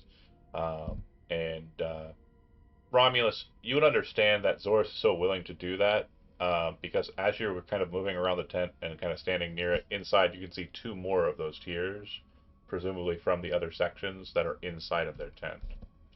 Yeah. Now, of course, these are NPCs, so you have no, like, duty to be nice to them. If you want, you can try and murder them here and take their shit. But they have been really cool to you so far, so I want to see. No, I'm happy with one, so Okay. Yeah. There's no reason to be rude. I won't even mention the others if the party doesn't look in the tents. Okay. Who's going to carry the mithril? Not me. Probably somebody more muscular than me, I imagine. I'm the most muscular. I can do it. Nix. Okay, so it's going to be 20 pounds of mithril, and I'll add that to your sheet. It is another ingredient, mind you. Mithril and 20.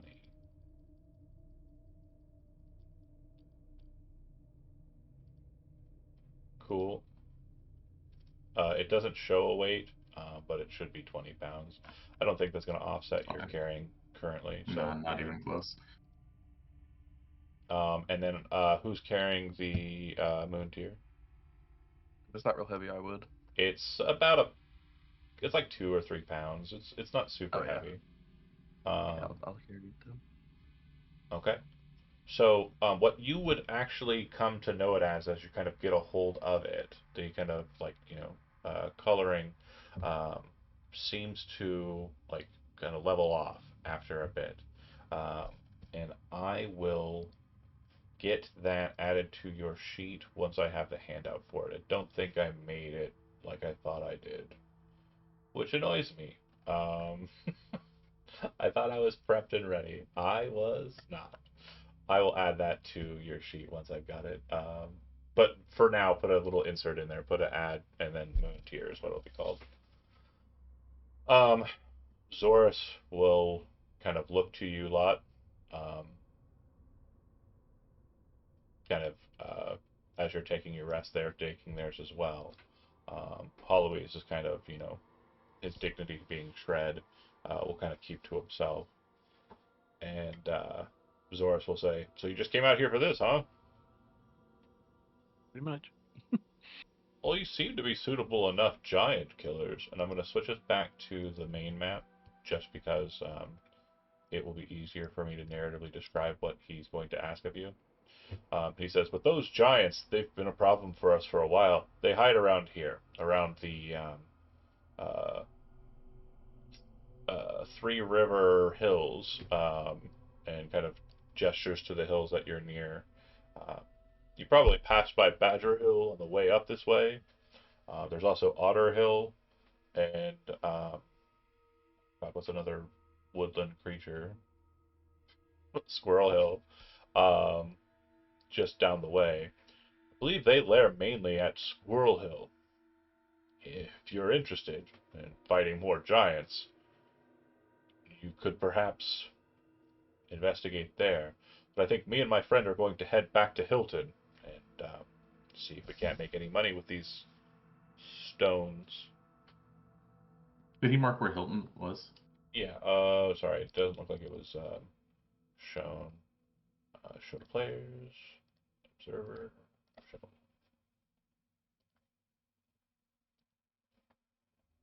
Just north of you. On the hill to the north of you. Makes sense. Well, thank you, my friends. If you ever have a need for us, please don't hesitate to let us know. Of Or course, come stop by for dinner again. they'll start kind of packing up their tents and kind of readying themselves to travel. It's just going to take them a little while, so you might leave before they do, depending on what you decide to do. So they had mentioned that the giants that they are kind of being harangued by are in Squirrel Hill, which would be kind of west or east of where you're located. You do not have to do that. At this point, you're not in free roam. You just have a series of options that are available to you.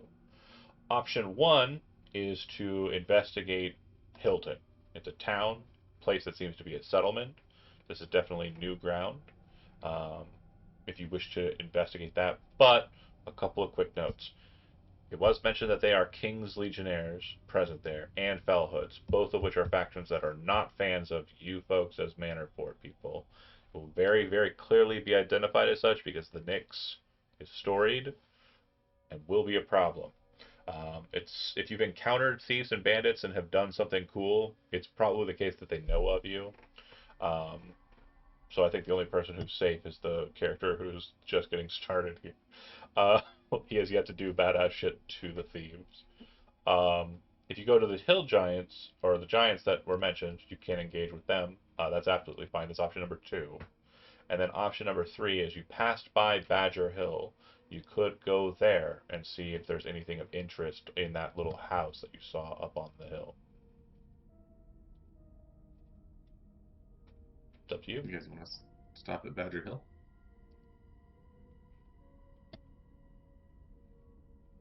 I'm good for any of it. Yeah.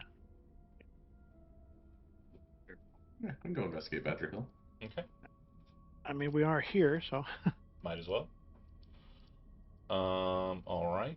Just need to find my. Here we go. Okay. So as you move to approach Badger Hill, you would see that there does appear to be um, a couple of things of note here. You're coming at it from the back end. On the back side of the hill, there is a bridge that seems to go over what appears to be a tar pit, kind of settled against the back of it. The bridge does appear to have obelisk monuments near it and a small remnant of a tower near it. And then from this distance, it looks like there might be some statues. The bridge just leads right into the side of the hill, like a rocky cleft of the hill. Not too far away from that, you can see a small camp has been set up. That's kind of on a small road. The camp in question looks like it is flying colors, and the smoke from their fire is kind of very noticeable. The colors that it seems to be flying are purple and gold, which you have learned are the Legionnaires' colors. So the King's Legion appears to have a camp at Badger Hill. Then there's the path that leads up the hill proper to its summit, and that summit there is a, like I said, round little tower type building that doesn't go full on up. That has like a nice little rounded top. Uh, what you would notice, Nix, is that there are also standing stones around the building that seem to kind of designate it as some sort of like circle magic. Like there appears to be some sort of primal energies about these stones. And it's possibly why it hasn't been kind of engaged with by the Legion. There is Can smoke we billowing get? from its smokestack, though. Sorry. Go ahead. I was gonna say, is it possible to get up there while avoiding the Legionnaires? Yeah, absolutely. So you can go to any one of the three locations I mentioned, either the Strange Shrine Bridge, the top tower, or the camp, completely at your pleasure. It doesn't seem like either way you're gonna, run afoul of any of the others. So to the top. Anyone have preference? Nope. Top it is. Okay. Uh, place, place, place, place. Does anybody do anything to? Oh, the horse would have healed in a short rest. Okay, cool, cool, cool. But whoever was riding Cherry, Cherry is definitely like frazzled, like it got hit by a giant rock, and not a fan of that. So a bit more skittish than the others. It literally died. Literally dying got resurrected. Like, oh god. Yeah. really try not to make off-color cherry jokes, but whatever. Pop the cherry. Too good. There's that and that. Okay. Badger Hill, activate. It's doing it again. Hello, darkness, my friend. Shut up, shut up. You're inside a giant apple. I Grid, have dark vision. playing, bam, ow, Blowy, save changes. Okay. Everything should be good. Oh wait, nope, one last thing. Configure, grid, square. There we go. Okay, so yeah, small little structure up ahead on the hill. You can see it from distance, and like I said, it's probably about 40 feet tall, but like the top 10 or 20 feet of it is kind of like rounded. So it's kind of just like a little, it almost looks like a little mushroom out there. I'll just move up and tie Yep. tie Timothy to the hitching post. So you see that as you're kind of moving up to it, there does appear to be a road sign, kind of on the hill. And whoever passed over the bridge, you can see that the crystalline waters like flow underneath.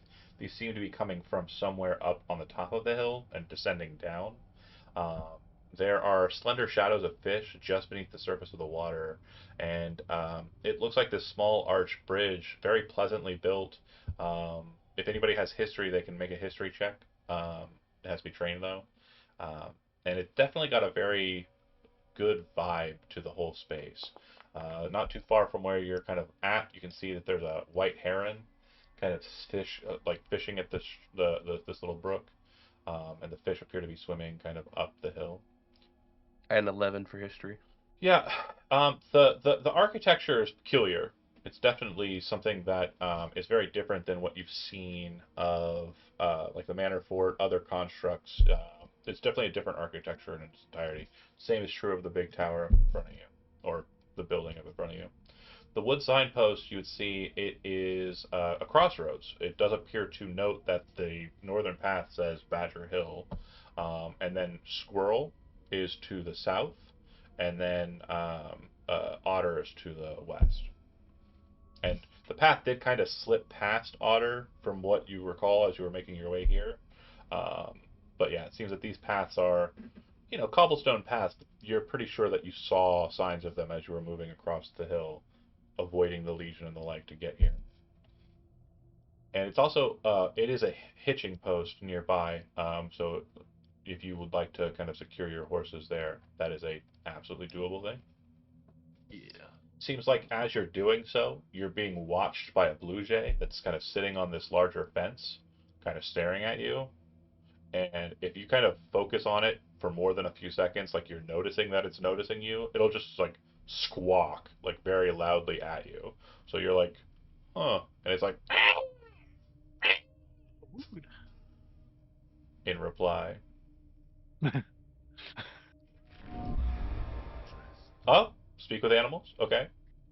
As you kind of do it, and like you can kind of hear like the whoom of the magic, and like it then snaps you into hearing their voice.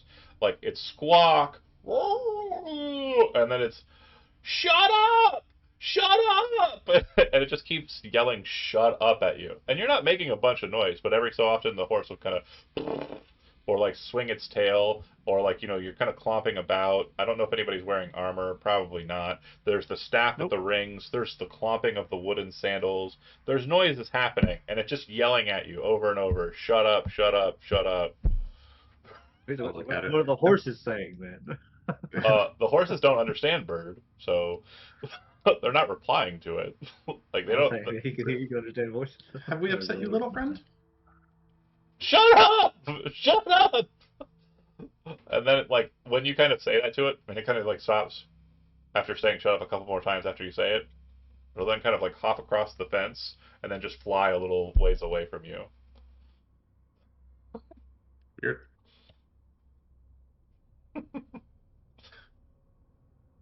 The horses are kind of like talking, and it's mostly like, "I can't believe what they did to her.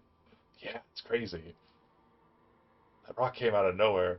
And then Cherry will say, "Shut up. Just shut up, okay? That bird was right. You guys are noisy." Yeah, I wasn't ready for that either. I say, All the horses horse look at you moves. like, Here, Cherry. all the Here, horses Cherry, like, we'll put you in between the men so you can be protected this time. like, Do their damn jobs. you know, like the trope of like, people are talking in like a foreign language and like, they think that you don't understand because you look like you're foreign to them, and then like you immediately clock in, like, and talk to them. The horses immediately like turn to look at Nick's like, what the fuck? He just said what he said and we understood it. Um, and they'll kind of like nod at you solemnly, like as you kind of join in on them kind of talking about how crazy that shit was. Yeah, I'll just tell her, don't worry, it won't happen again, I promise. Seems Give her a so. nice little pat. Yeah, if you've ever played like a Harvest Moon or those games, like a little heart bubble appears above him, above her. The cobblestone path. It looks like it's beyond kind of like a wooden kind of space between the fences, almost like a gateway, but no gate. Um, It's a simple dirt road, cobblestones throughout, serpentine padding kind of switching back and up the hill to its summit at the top. Looking beyond, you can see the standing stones that I mentioned, and it looks like the standing stones have like a hole kind of towards the top of it. The gray faces are covered with lightning blue sigils that kind of glow lightly as the sun kind of catches against them. Um, it's a very alien thing to have on this kind of pastoral landscape before you. Um, but the hole Mhm. itself almost has a sigil-like patterning, almost like an eye of a sewing needle. Like it seems to have been formed purposefully. We're moving up any further. Can I just Sure. cast Detect Magic? Yeah, absolutely. There's magic all about the field here. You'll note too that there are holes in the hill, little burrows that are kind of present. They're shadowed burrows that are kind of all throughout the space. Um, and as quiet as Badger Hill seems to be, like it seems like these kind of whole spaces, like every so often you hear kind of like a low whine or a kind of cool oh sound come from it. Not super loud to like distract, just like a very low kind of cry or sound from these earthen corridors. There does appear to be like a blue field of energy when you cast Detect Magic that is kind of over the holes that you're passing by. Okay. I just want to make sure nothing was trapped as we're walking up. Mm-hmm.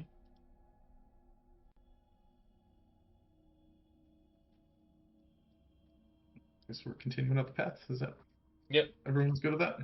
Did somebody already go inside and open the doors? You charlatans. So at the front door, outside the stone tower, you can see that there is um, a badger. It appears to be taxidermied badger, kind of near it, and it's holding a sign, and the sign says Badger Hill Shop, and it says Gone foraging, return by evenfall.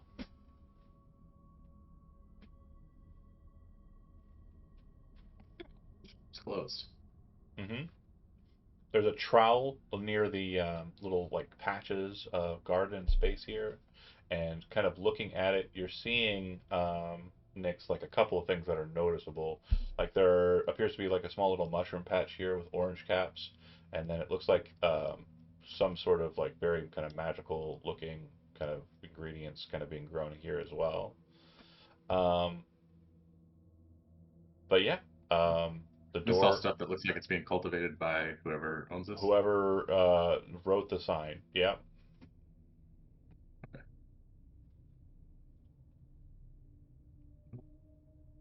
I guess I'll go look in a hole while everyone else is doing whatever they'd like to do. Okay. But we'll go ahead and cut to someone else then. Romulus, Vice, Leon, you guys come up to the door. It seems like there's a sign that says they're not here. Nick kind of turns and makes his way back down the hill towards one of the burrows. What would you like to do? Whoever talks first, go. I'd like to look at one of these rocks with like the sigils on them Sure. We'll and cover that in a second. study that. And then Vice. I'm just contemplating the door. He's like, I could unlock this. Okay. Well, you check it. It's not locked. Would you like to check it for anything else? No traps, obviously. But Go ahead and make a Okay. investigation check. And then by Leon, while that's happening, are you doing anything in particular? Um, I'm actually wondering if there's any. Is there like a herbalism check roll? Or how would that? What would that fall under? You can make a nature roll to kind of try and determine what's being cultivated here. Absolutely. Or would medicine cover that? Not so much because these are kind of like the natural forms of these ingredients. You wouldn't really know. Medicine would be more kind of prepared stuff. Knowing what it is, if it's poisonous or something like that, is more either. Yeah, it's definitely nature. Well, I was going to see if I was just going to do some like herb gathering while we're here. Sure. Nature. And then so going through back through the track, Nix, you come up to the hole, and as you kind of make your way into the hole a little bit, that barrier is solid. The blue barrier that you saw in there, it's solid. And as you kind of press against it, I need you to make a perception check.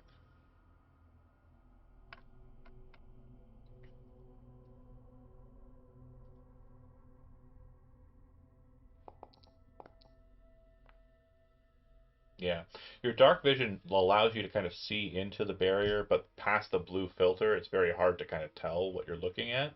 It's just kind of like a dark corridor, lightless, and you see something moving very suddenly when you kind of approach the barrier or hit it, and it kind of creates this whoa sound as like the abjuration blocks you from entering. Um, and whatever it I'll just call is, out to them. huh? I'll Well, call out to them. it doesn't look like a person. It definitely looks like some sort of beast or creature. It seems to move on more than two legs, and it seems to move very quickly, almost like the best analogy I can give you for what you see is like when you kind of see out of the corner of your eye like a cockroach move across the floor when you're living in filth and you squalor. Don't do it. I wouldn't suggest it. But I'm sure we've all had that experience of a bug just kind of like darting away from you. It's like that, but the bug is probably the size of most of the characters in this party besides you. In It's the a big bug. shadows. Inside. Yep. Whoosh. That's fine. Just like in common at first. Be like, hello? Yep. And no reply. Cutting back up to the stone. Go ahead and make an Arcana roll.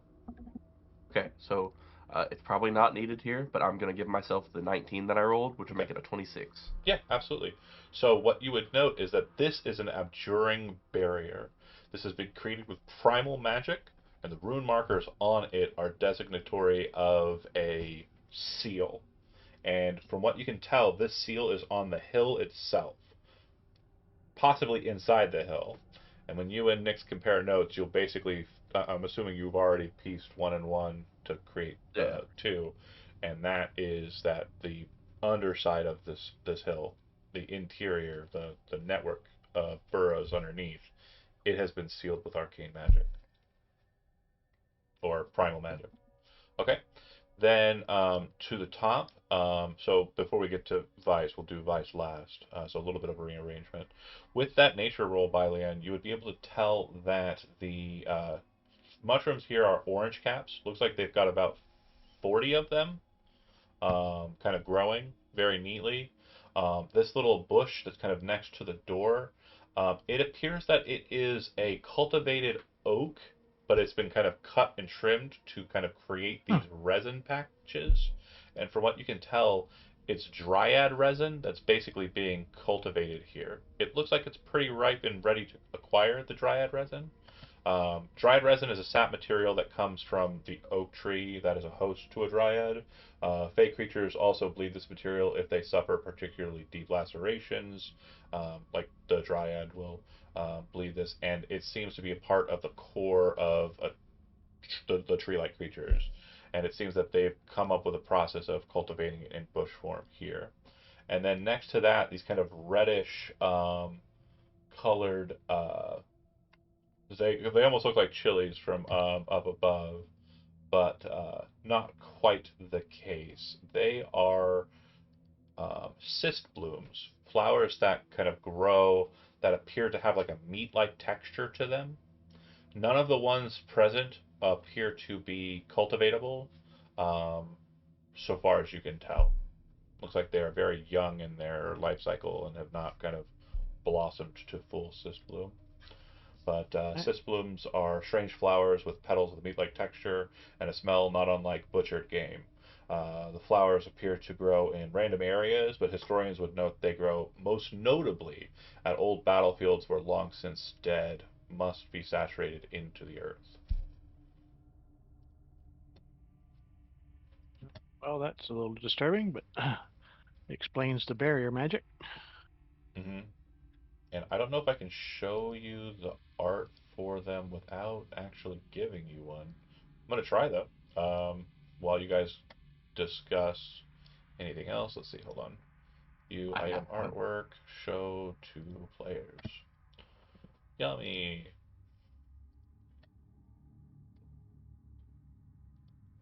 Deliscos. Vice. Doors unlocked. What'd you get on your perception or investigation check? 21.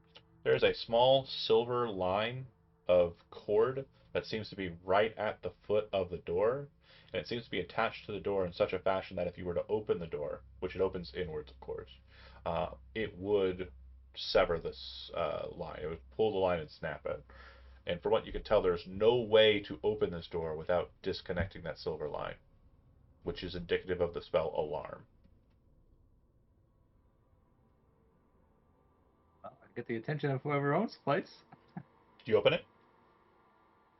No, I'm gonna ask the group if they want me to alert the owner or not. Romulus and Nix, you kind of come together and you start talking about the barrier. You guys compare notes, and like as you're talking about that, Bylie's kind of like looking at the materials, deciding whether or not he wants to harvest them or not.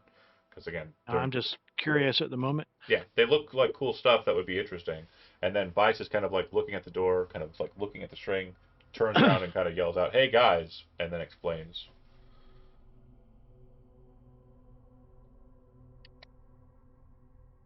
Um, I don't wish to upset the proprietor here. Yeah, with the magic that's here, if we trigger that and they assume we're an enemy, we might not be in good shape, assuming they're the ones that put the magic up here. Uh, would we know roughly about how long it is till the shop would reopen? No, the sign in particular said, I'll read it again. Um, Noonfall? Welcome to the Badger Hill shop. Gone foraging. Return by evenfall, Oh, evenfall. Okay. which would be evening time. Yeah. Or like, how far into the day are we currently? Probably not even close. Yeah, you guys typically set off earlier in the day. You traveled a few miles, fought some giants, spent an hour hanging out with the were bears, and then kind of came to here. Probably a little bit of navigation through the hills, trying to avoid the Legion. But yeah, we're looking at the better part of like 1 o'clock in the day, right? Okay, so we got like hours if we were to try to wait Oh on yeah, them. if they do show up at exactly If they even evenfall, come back, yeah. yeah. Uh, well, we could do it. We could try it and hope they take kindly to us being friendly with them. We haven't took anything or touched anything other than the alarm, so I mean that could be the case. It just depends I'll on do what it you for you want to guys. do. What do you want to do here? Is there any reason to be here?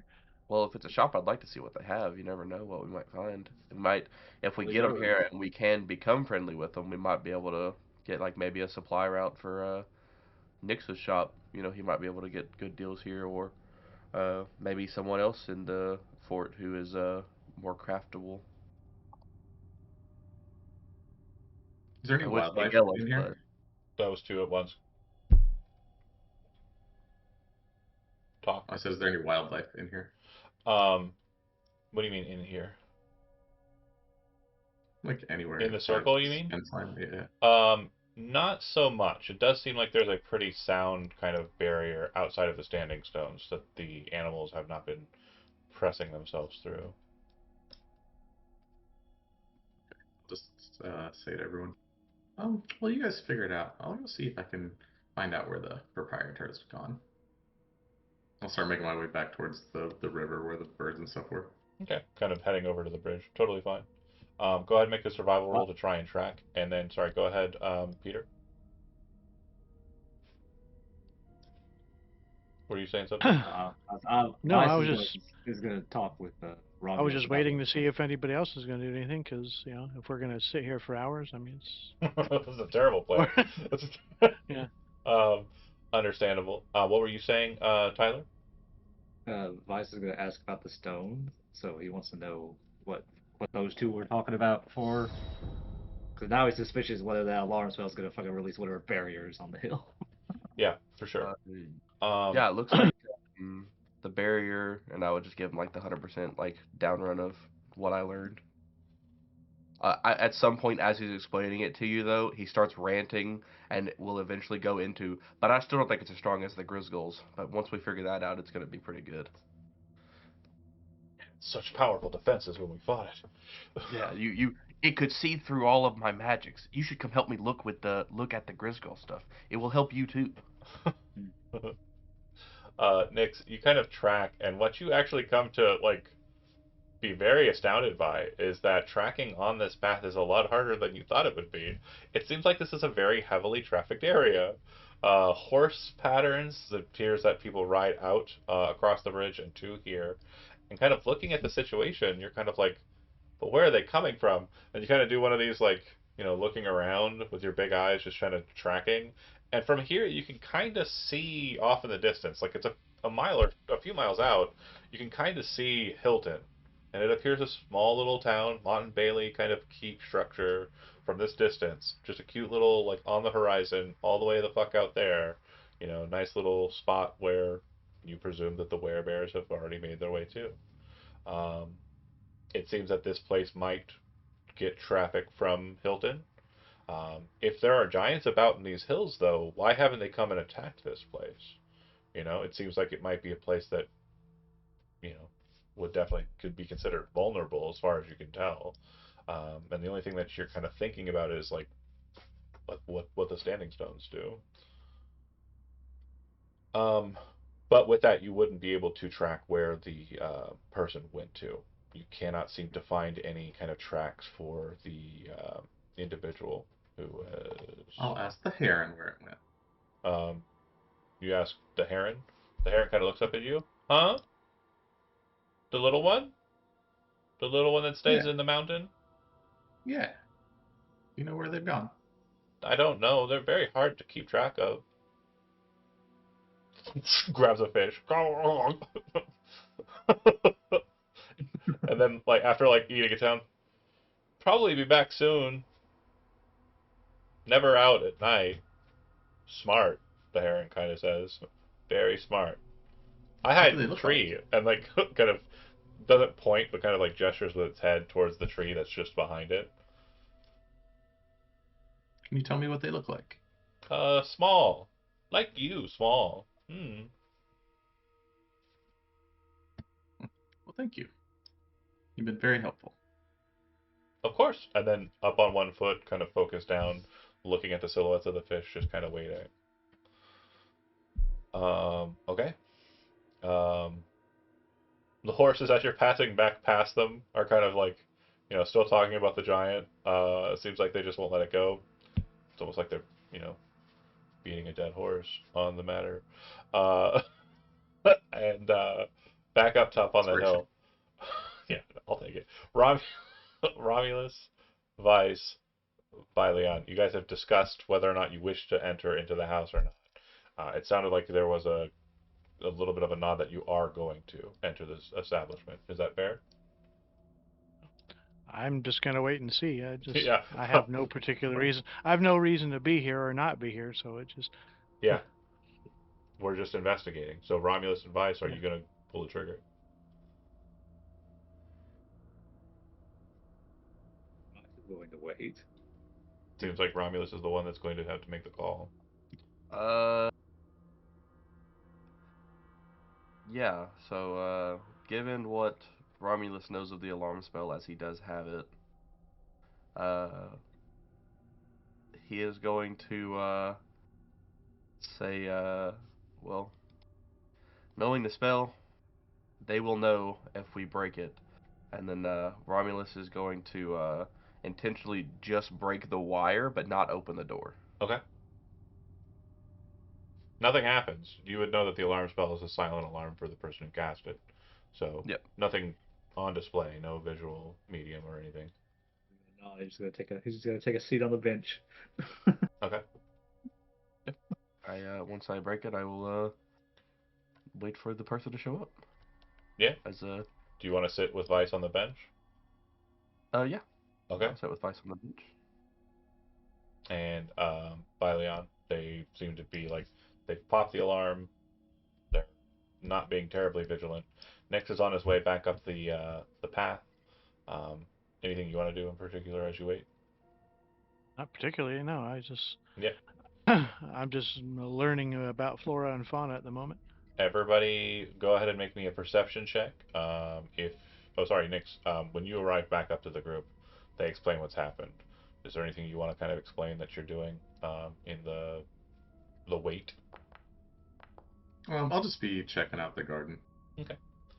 So then everybody make a perception check. No benefits. No I should have saved my 19 for this. Yep. We are all so bad at perception, except Nick's. Yeah. Even I'm with that trained in 21, That's okay. even with that 21, nobody notices anything as you're waiting. And just as like, you're kind of getting to the point where you're like, ah, and you're about to kind of like, mosey off or do what you're going to do next, whatever that is. You hear a voice that kind of booms out across the hill. Um, and it says, "Who are you that comes and breaks my silver line?" And it seems like it's coming from everywhere and nowhere all at once.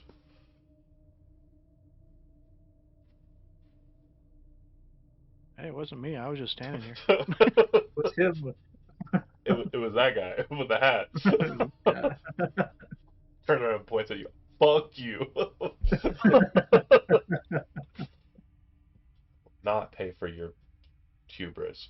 Um, so, who are you that breaks my silver line? I'm Nix, but I didn't break anything. The Nix? As I'm still looking at the garden. You hear in reply from the bodiless voice that comes from everywhere and nowhere. It says, "The Nix?" Yes, he is the Nick's. That's crazy. People tell stories about you all the time. Are you really killing fellhoods?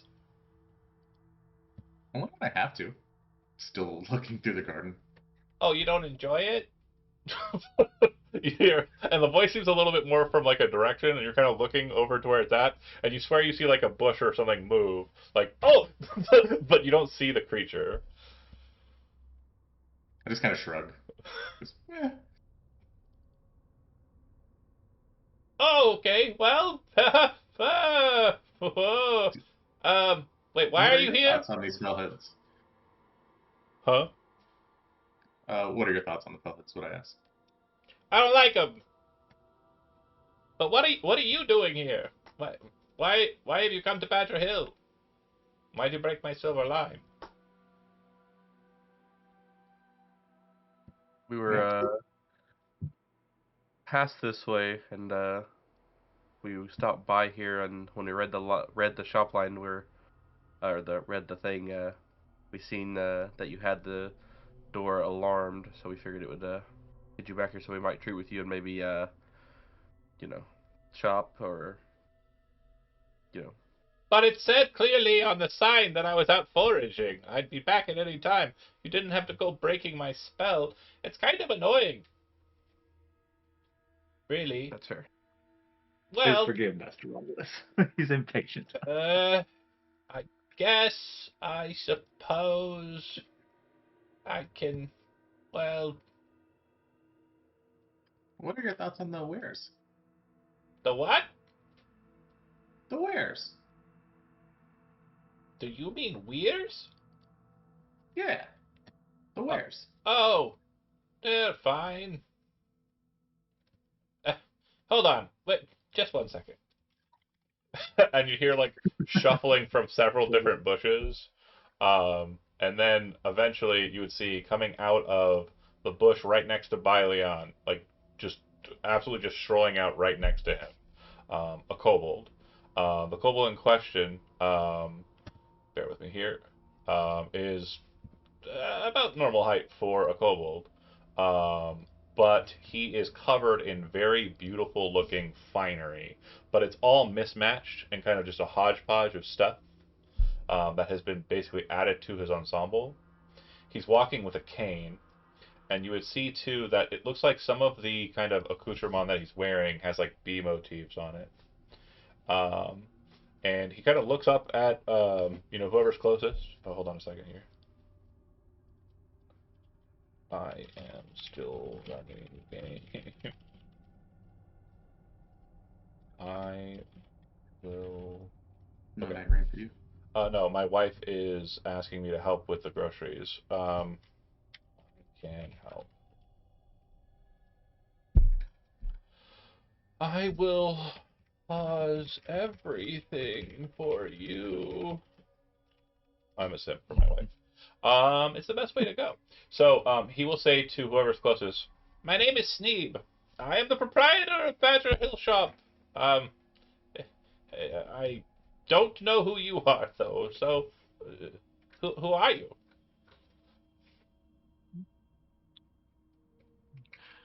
Just a wandering monk. "You are the Nix, and you are the Nix's friends. So that means that you come from the undead forest?" Yes, from the fort, Manor Fort. Kind of looks at you lot.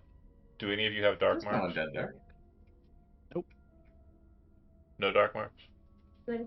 Nope. Don't seem undead. Well, okay. And he'll open his door and kind of go into his shop. There's no token for him right now, but he pops open his door and goes in. You see that the floor mat has a very beautiful, badger kind of etched out onto it. You would see that inside there's very simple counter space. He walks over to it and kind of like lifts his hand like this. You'd see a spectral hand go underneath the counter space and lift it up. Mage hand, very detectably so. And he walks around and then hops up onto a stool so that he's standing kind of like right here at this book area. And he says, "I guess I'm open for business. I really would like to get back out to foraging, so well, I guess whatever you need. Um, if I have it, I can help you with it." Did you set up these stones outside? "No, certainly not." What are they keeping back? There's Uh, something underground. well, they protect me from giants. That's useful. Yep, and they also keep the things in the basement in there. What In things in the basement? Well, Jinx. the things that are in the basement. And he kind of taps his little claws against the counter. "Why are you asking so many questions?" Yes. Do you want them in your basement? "Who cares what I want? They're there." The Nyx cares. "You don't even know me." Nyx is oddly friendly to everybody.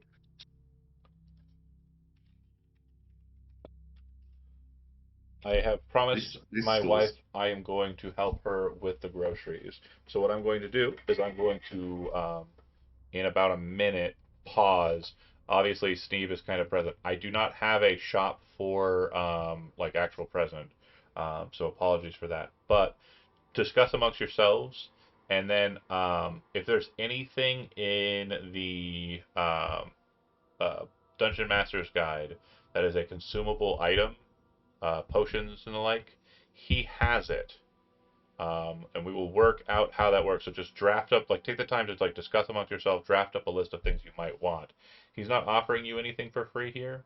He's just offering you potential for shop. I'm going to disappear for a second. I do apologize. Uh, but yeah, I'll be right back.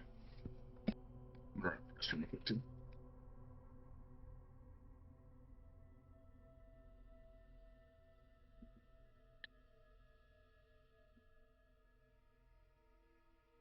Do we want to press on the basement issue?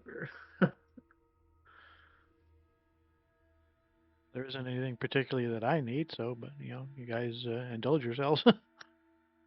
I'm down to press her the basement issue.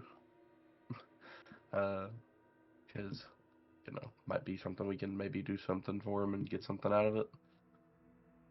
Is my thought process on that one.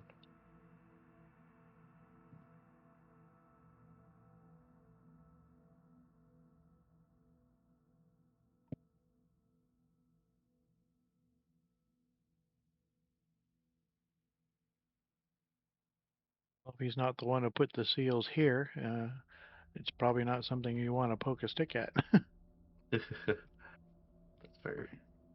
You can always go hunt some more giants, but hey, Also true. Yeah, but if Nix wants to, we can try to befriend him a little bit. See, hey, Yeah, I it need might. supplies. Would you be willing to sell us supplies on the regular? So you not have a nice little cultivation farm over here.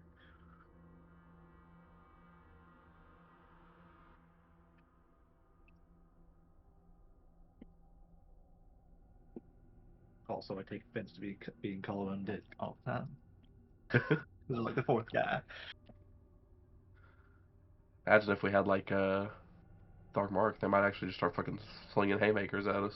Right? You Zombie! have a Dark Mark, yes? Oh, that's it. Fucking run the hands. Get your hands up. Get your hands Got- up, you're undead. Get your hands You're, out of here. you're undead. I don't care what you say. This is a fucking Sixth Sense shit. We're like, we're all dead. I didn't know.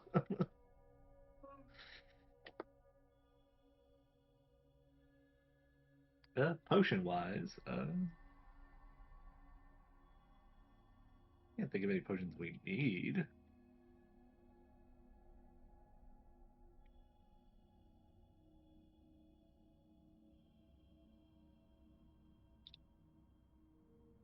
Maybe some potions of speed. Some, really expensive potions. Guys, anything good? No, we were making an agreement not to poke the stick about the basement, probably. Gotcha. I was for But poking the stick, by the way. I just wanted that. you were for poking the stick? I thought you said no. No, sorry. I was for poking the stick, but I will say no if nobody else wants. Okay, I'm also down to figure out what's going down there. Watch us unleash like some eldritch horror. Like, Well, we no! should investigate if nothing else. Like we can say, we don't gotta do anything about it. You just tell Go in him the he base, can go in get the back to basement. Go. Oh foraging. yeah, we can't deal with that. Sorry. Yeah. Yeah. You're Like, right. we'll just Leave look it down around. We there. won't take anything. You can go back to foraging. Yeah, look, yeah. All I'm saying is I have 3 fireballs that I can throw, so. Thanks for being patient, guys. I apologize. You're good. Life more important. Obviously. I ran, so That's fair, that's fair. That's fair. running in a turtleneck is not. It's not it. So, what have we got?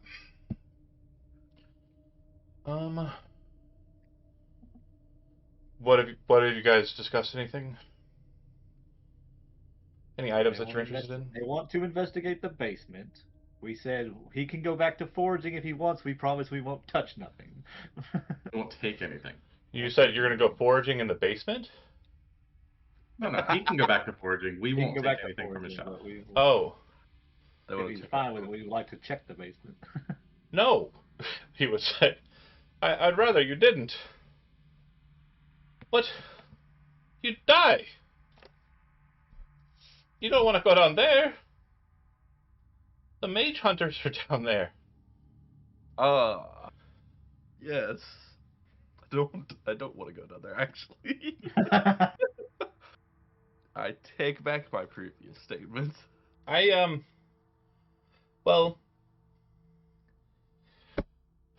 I'll be honest. So, mage hunters are very horrible creatures that were crafted by very powerful mages in the conflict.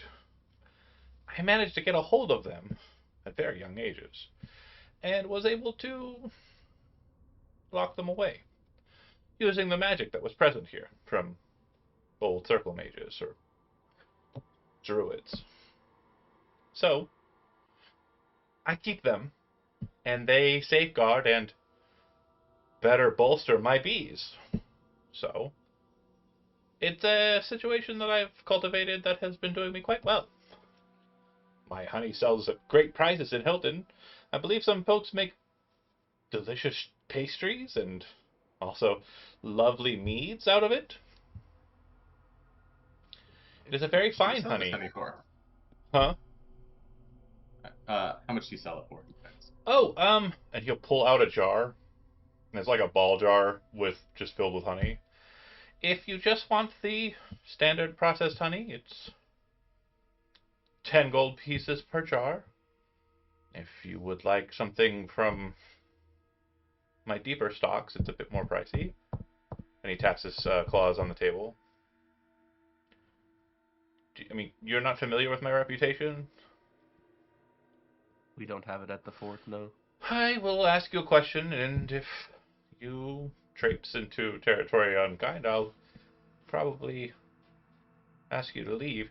But do you know the term mellification? Arcana checks. Or religion checks. Your choice. Trained or untrained? Can I do it if it's untrained? Yeah. 18.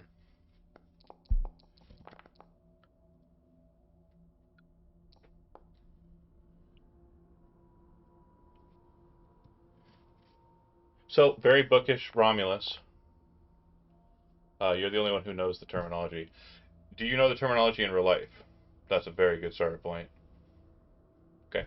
No. Mellification is where you mummify a person using honey. You basically just encase the body inside of honey. And it basically kind of creates a situation where the tissue of the person becomes like honeycomb. So, a mellification would be him giving a part of a body of some sort that he has rendered in honey to cause it to become something different from what it originally was. Interesting. With these. So if you want that, it's going to be 500 gold pieces for a jar. Says I know what you would do with that. But I Well, too run a small business, sir. I would like to stock your honey. he would kind of look at you. Is The that a manner- joke because of our heights? I never.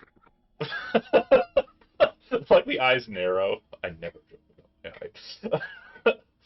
Steve would be like, okay, okay. Well, if you wish to purchase my honey and then sell it at your stores, that's fine. You might want to upscale the price a bit so that they are purchasing above cost and you're making some money. I don't need to tell you. You run a small business, you said. But if you're looking for Should we some sort come of to some deal, sort of arrangement? fortunately, I would rather not. I don't know you or where you're from or where your marketplace is. I know you're not from Hilton, and you said you're from the Undead Forest, so There's no one dead there. are there not? Not that I've seen in quite a while. What about the Necromancer Witch inside the fort tower? I'll look at Romulus and the rest with a confused look. I'm assuming he's talking about main one. Me too. Who? I've never heard that name before. Then, We no are idea. all at a loss then. Well, I guess first greetings can be awkward. uh, but if you wish to buy some honey, 10 gold a jar or 500 for the good stuff. Give him I'll buy 20 jars. 20 regular jars? Yeah. Go ahead and put jar of honey. I'll add an ingredient. Eventually. I'm doing a Steve today. I would like the big good stuff, but I don't have any money, so I'm out of luck on that one. I'll take trade. What are you interested in He trading? kind of looks at you. Well, it's a nice cloak you got there. Indeed, it is. I don't imagine you are in need of a orb that tells you the directions. No, not really. Yeah. Yeah, I was afraid of that. Pulls out the orb, puts it back. I don't imagine you would be needing a pistol. No, no. The only things that I'm really on the lookout for, that I'd be willing to trade for, is if you could get a hold of some hill giant toes. But besides that, I can't really think of anything. I would need a pair. I'd trade you one serving of the mellification. I look back to Nyx. Just a huff. Pulls out 2 toes. Do you want to trade the 2 Just toes swap these. for one mummy parts in a honey jar? Up to you. I was just putting it out there. I will give you 2 toes and 468 gold for 2 of them. Make a persuasion roll. Give him guidance. Oh, if you cast guidance, the deal's off. Nah. You would know casting a spell to augment your abilities while negotiating is not typically well liked. He would look to you and say, "That's sufficient. 468 and 2 toes, you say?" Yep. All right. Mellification honey. Go ahead and add that. So you have 2 1T honey and 2 mellification. Well, I'll give 1 to Dolphins. Okay, so you Also, have I don't know 1. how to spell that. We'll put 2 on your sheet for now, and I'll remember to parse it. Just Melifacation.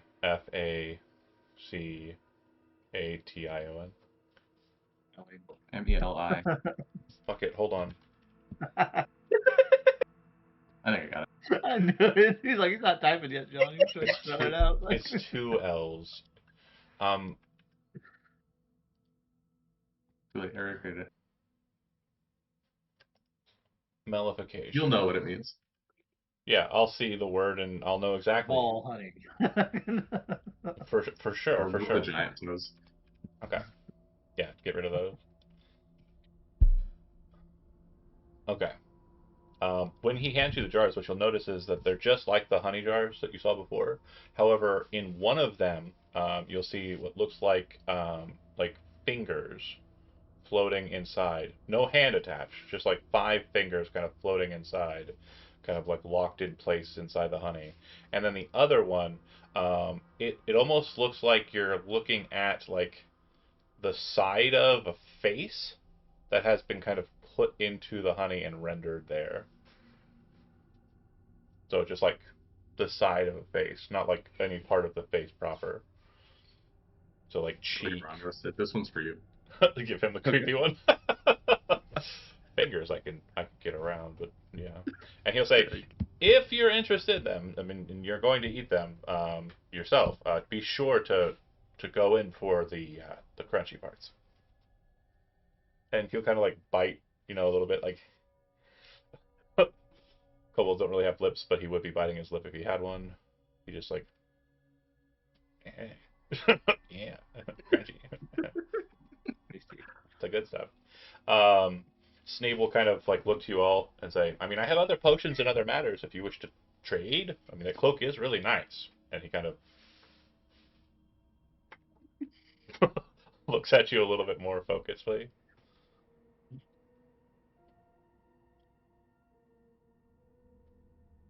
Anyone have anything? Fair enough. Well, I do need to get back to foraging, so if you all could please step outside and I'll reestablish my silver string and be on my way. How much for some orange caps? Just out of curiosity. Oh, you can just take a couple outside. It's fine.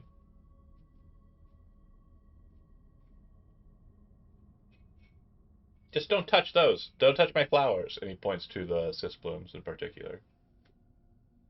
How many orange caps can I get? If you want, you can go ahead and grab. There's like 40 mushrooms there. If you are being kind, and it seems like he's kind of expecting you to be kind, 10% is probably the most you should take per person. So if somebody doesn't want their share, the majority would be 12 total, like mushrooms that you should be able to pluck without you feeling like you're going to be over encumbering to him.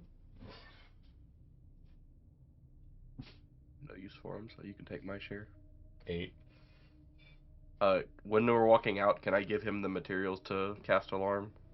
Since I broke his. And he'll kind of take the components and kind of look at you. Thank you so much. Pulls out his ritual book and starts casting alarm with the components you handed him. Seems to really take kindly to that, and spends the next 10 minutes kind of doing that. You're picking the orange caps. Does anybody else want their quantity, or are you going to pass them all to... Orange caps are a single hit point each, so you can do it as a bonus action, I think. So they're not bad to have. I've already got a lot of that kind of thing covered, so. Yeah, totally fine. Yeah. So passing, that's 4, 8, 12 so far. I'm bad at math. That should be about right then. So you have all 12 nicks. And I just say thank you. Hopefully our business ventures can continue in the future. He finishes and he says, "Yeah, for certain, absolutely. I definitely have been having problems with the giants up over on Squirrel Hill. Definitely make my trafficking and my foraging, moving myself to Hilton and the like, problems. They're annoying, but I have means of dealing with them." And you see him kind of shuffle underneath his robes and stuff, pull out a cloak, kind of throw it up, and as it drapes around him, he becomes invisible from the cloak down.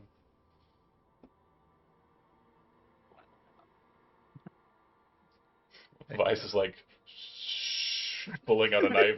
What? I can make it quick. I can make it quick. I can just make it quick. Why settle for dealing with the shop when you can just have it? Next, we can have the shop. We can own it. This could be. You own the shop. You could be the shopkeeper. This could be your They shop. just have to be murder hobos. All we have to do is be murder hobos. It's totally fine. Sneeb will say, You're lucky he's a gentleman. after he finishes casting the ritual, he'll kind of pop up and kind of look to you, kind of give you like all a nod. Anytime, you're more than welcome to come back. Absolutely, great doing business with you. And he'll kind of walk with his cane down the cobblestone, clicking as he's doing so. And once he makes it to about here-ish, you'll see him kind of do a little bit of a hand cant at the statue or at the stone. The stone will kind of glow for a second, then go inert. You'll hear kind of a buzzing sound, and you'll see like a swarm of bees come out of the hole that's behind him and kind of start moving around him. He'll do the hand cant again, and it seems that the magic of the sigil reappears. And then him with a cloud of bees is going to walk off into the distance, making it past your horses who speak with animals is still active. You can hear them going, "Oh my god, bees! What the fuck?" Like as they try to move away from Sneeb, but Sneeb and the bees will make their way back into the woods. And So he's quite literally buzzing off. yeah, he's quite literally buzzing off 100%. Gain heroic inspiration if you've already spent yours.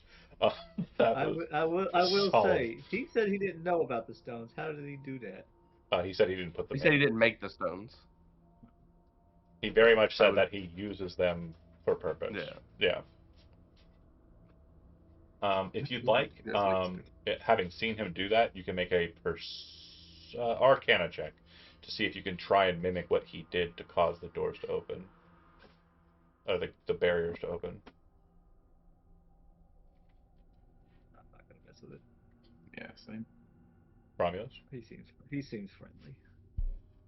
do you wish to I'd make an like to Arcana know check to see how the If I barriers work? could do it, but I don't want to disactivate them. Okay, so you're not going to even pay attention. You're just ignoring it. Yeah, Okay. I would. Yeah, if it would. Not saying you gotta try and do it. You just say like, can I figure it out? Like, What I will say is, since you've been working pretty well in tandem with Calithian over the last couple of days, downtime activity doesn't really have like chronological like permanence to it. But what you would note is that Calithian is oftentimes trying to kind of utilize their knowledge that they've gleaned in their adventures in the process of the Grisgold. So they're kind of bringing anything that they've learned from like left field, and so you see that there's like these ancient warding markers on these stones, and they're very similar to the warding markers that Calithian keeps bringing up that he found in the chapel in the Cloaked Wood.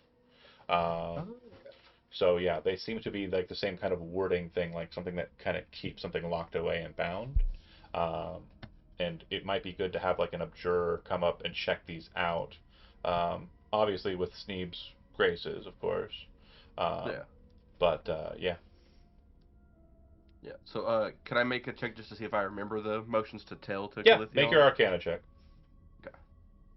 Yeah, I don't want to deactivate them or nothing because we just become You're not friendly going with to this do them. guy. You're just trying to learn it. Yeah. You don't have them precise. Like, you definitely feel like you've got a vibe for it. And if Calithian is as, like, smart on these markings as you presume he is, Yeah. then he may know exactly what the gestures are. Like, he may be able to do it himself Heck yeah. and potentially teach you. We'll see how that goes. Okay. You guys mount up. Yep. Okay. Got a little bit of time left, not a huge amount of time left. We could go for a dip into Hilton, which I don't have a map for or anything. Again, we are definitely Steving it a little bit today. Um, again, We I did. We just, found one We got single 20 minutes to giant. try and kill some So, giants if we want. yeah. or we could go Yeah. fight some Just went out giants. roaming. Yeah, Yeah. let's go Okay. pick off a few more giants. There we So go. I'm gonna let you do two things here. Uh, Obviously, you have an idea of where the camp is located. It's over by Squirrel Hill, but you don't know exactly where it's located. You do know where the Legion camp is located. Um, put that on the table. But as far as the hill giants or other giants, you do not know exactly where they're located. So go ahead and make a either investigation or perception check, each of you, as you're kind of maneuvering into that area to see if it's something that you can find or not. 24. Really good.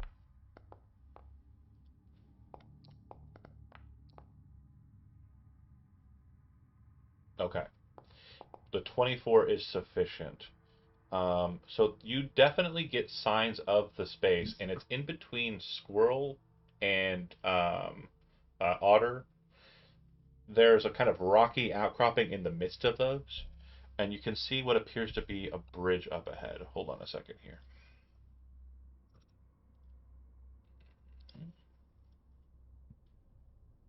Mm-hmm. Just nuke all our level 3 spells then real quick. Yup. And place. So on the approach,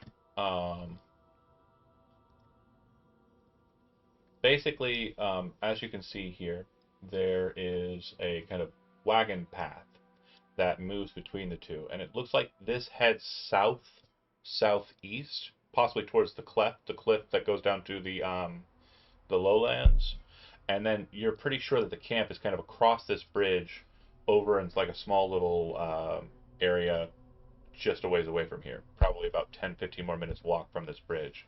But this bridge definitely looks like it's precarious. So from the hill, Squirrel Hill, there appears to be some sort of spring, and the spring water is descending down in cascade into kind of like a small little stream slash like uh, just current of water amidst the two rocky connections. Basically, you're standing on Otter Hill, and this hill on the other side is Squirrel Hill.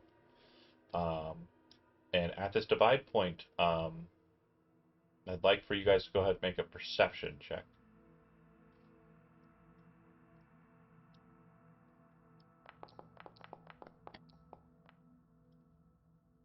Mm-hmm. Mm-hmm. Okay. Does not roll. Vite, you're kind of actively perceiving, kind of looking at the space, but there's really just something off about the spot. You're not sure what it is. By Leon, you're kind of looking at it, and it looks like there was a stone bridge there, and it looks like it has been broken away and has been restructured with wood. Based on the craftsmanship, you assume that whoever built this wooden structure that is now kind of connecting the two bridges together was skillful, had tools of a human size, so not giants, right? And they left some of the work undone. That check is also sufficient for you to understand too that it looks like the work was like stopped. Like it looks like the bridge is sturdy, but it looks like the work was stopped amidst the process. And where the workers went is up to anyone's guess. A safe presumption would be into the ravine, into the divide. Also, with that 19, you would see what seems to be like a glow kind of uh, up on the ridge between the two hills. And as you focus a bit more on it, that seems to be something of a kind of fiery nature, with like black armor of a very large size, standing up on the rocks watching you. Very hard to see, but for you, with that check, sufficiently are able to see this fire giant woman standing up atop, watching you like a hawk.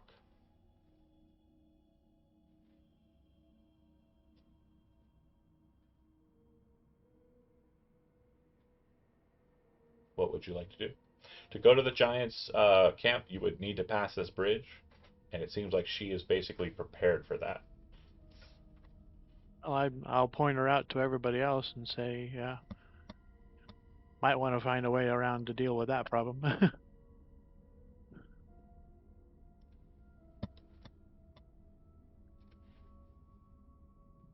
Can you use insight without initiative being rolled?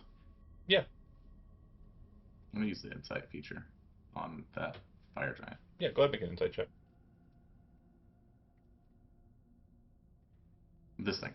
This Oh, insight. combat intuition. Oh yes, that. Higher Yes. than your level. Okay.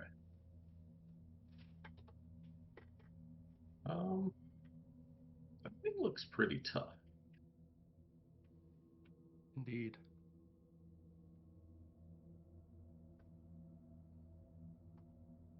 Should we I, continue and try to speak to it or no?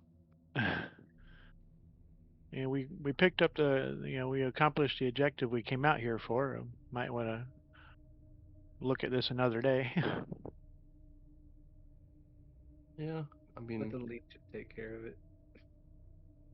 And we know where they're at now, at least, or generally.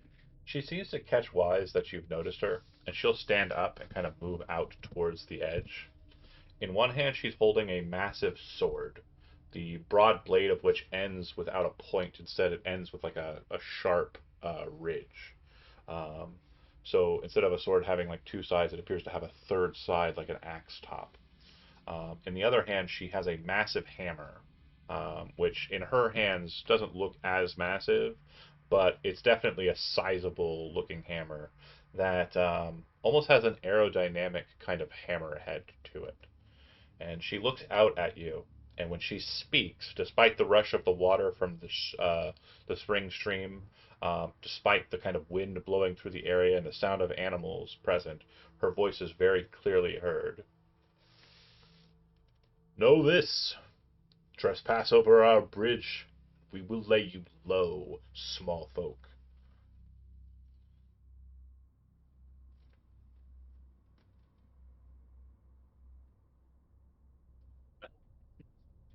Seems like she's testing you to try and cross the bridge. I feel like we have to try. Now we've got to do it. We can't be punked out like this. You're kind of staring at her, and you're like, yeah, yeah, and then you're like thinking about it. You're like, oh, she's immune to fireball, and then you kind of go, No, you could just be like, "What bridge?" and blow it up with a fireball. What bridge? looking at it, you're pretty sure that the giants probably have no trouble striding over it, even if the wood were broken out from it. It looks like they just haven't decided to break the bridge to kind of lure in folks like you. Yeah. She wanted to lure us in while she's waiting in ambush. Like, Fine, but you stay on now, your now she's side. threatening us to run away. Like, make up your mind. If you say, yeah, but you stay on your side, your meager voice kind of catching to the wind, but she seems to hear it, and she looks at you and she says, fair enough. Keep the peace.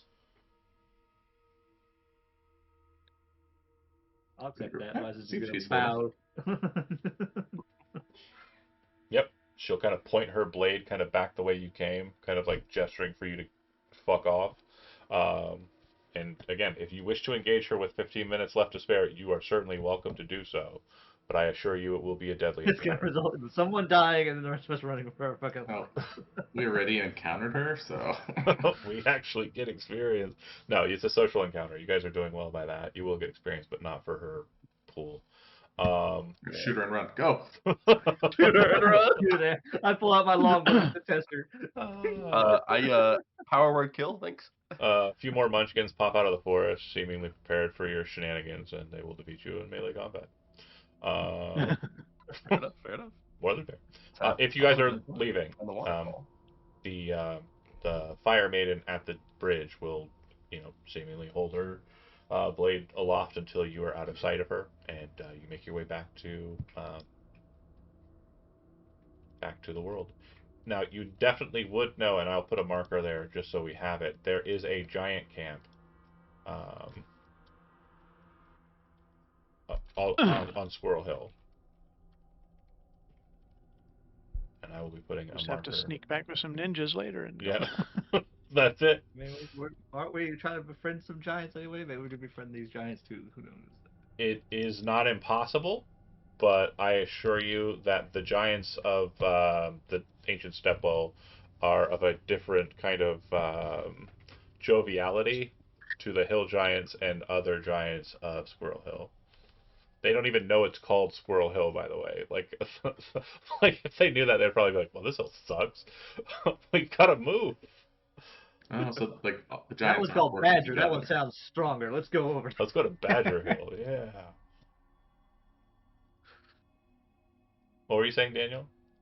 The fire giants and hill giants might not necessarily be working together then. Correct. But your assumption is that it might be the case that they are working and there's a caste system. Giant culture is typically kind of based on like a caste structure, so that the again unfortunate but just giant society. So like the higher tier ones will be like Cloud and Storm and the like, whereas fire giants may work with those, but they're probably less likely to work as protectors for hill giants. So your assumption is that the giants of Squirrel Hill, if there are hill giants present, the hill giants are probably like scouts and serfs who go and do the bidding of the stronger, more venerable giants or Let's noble ride giants. back. Okay. Well, if we're going back, we're going to go ahead and call it. So you'll make your way back with no problem, as is the agreement for these types of games.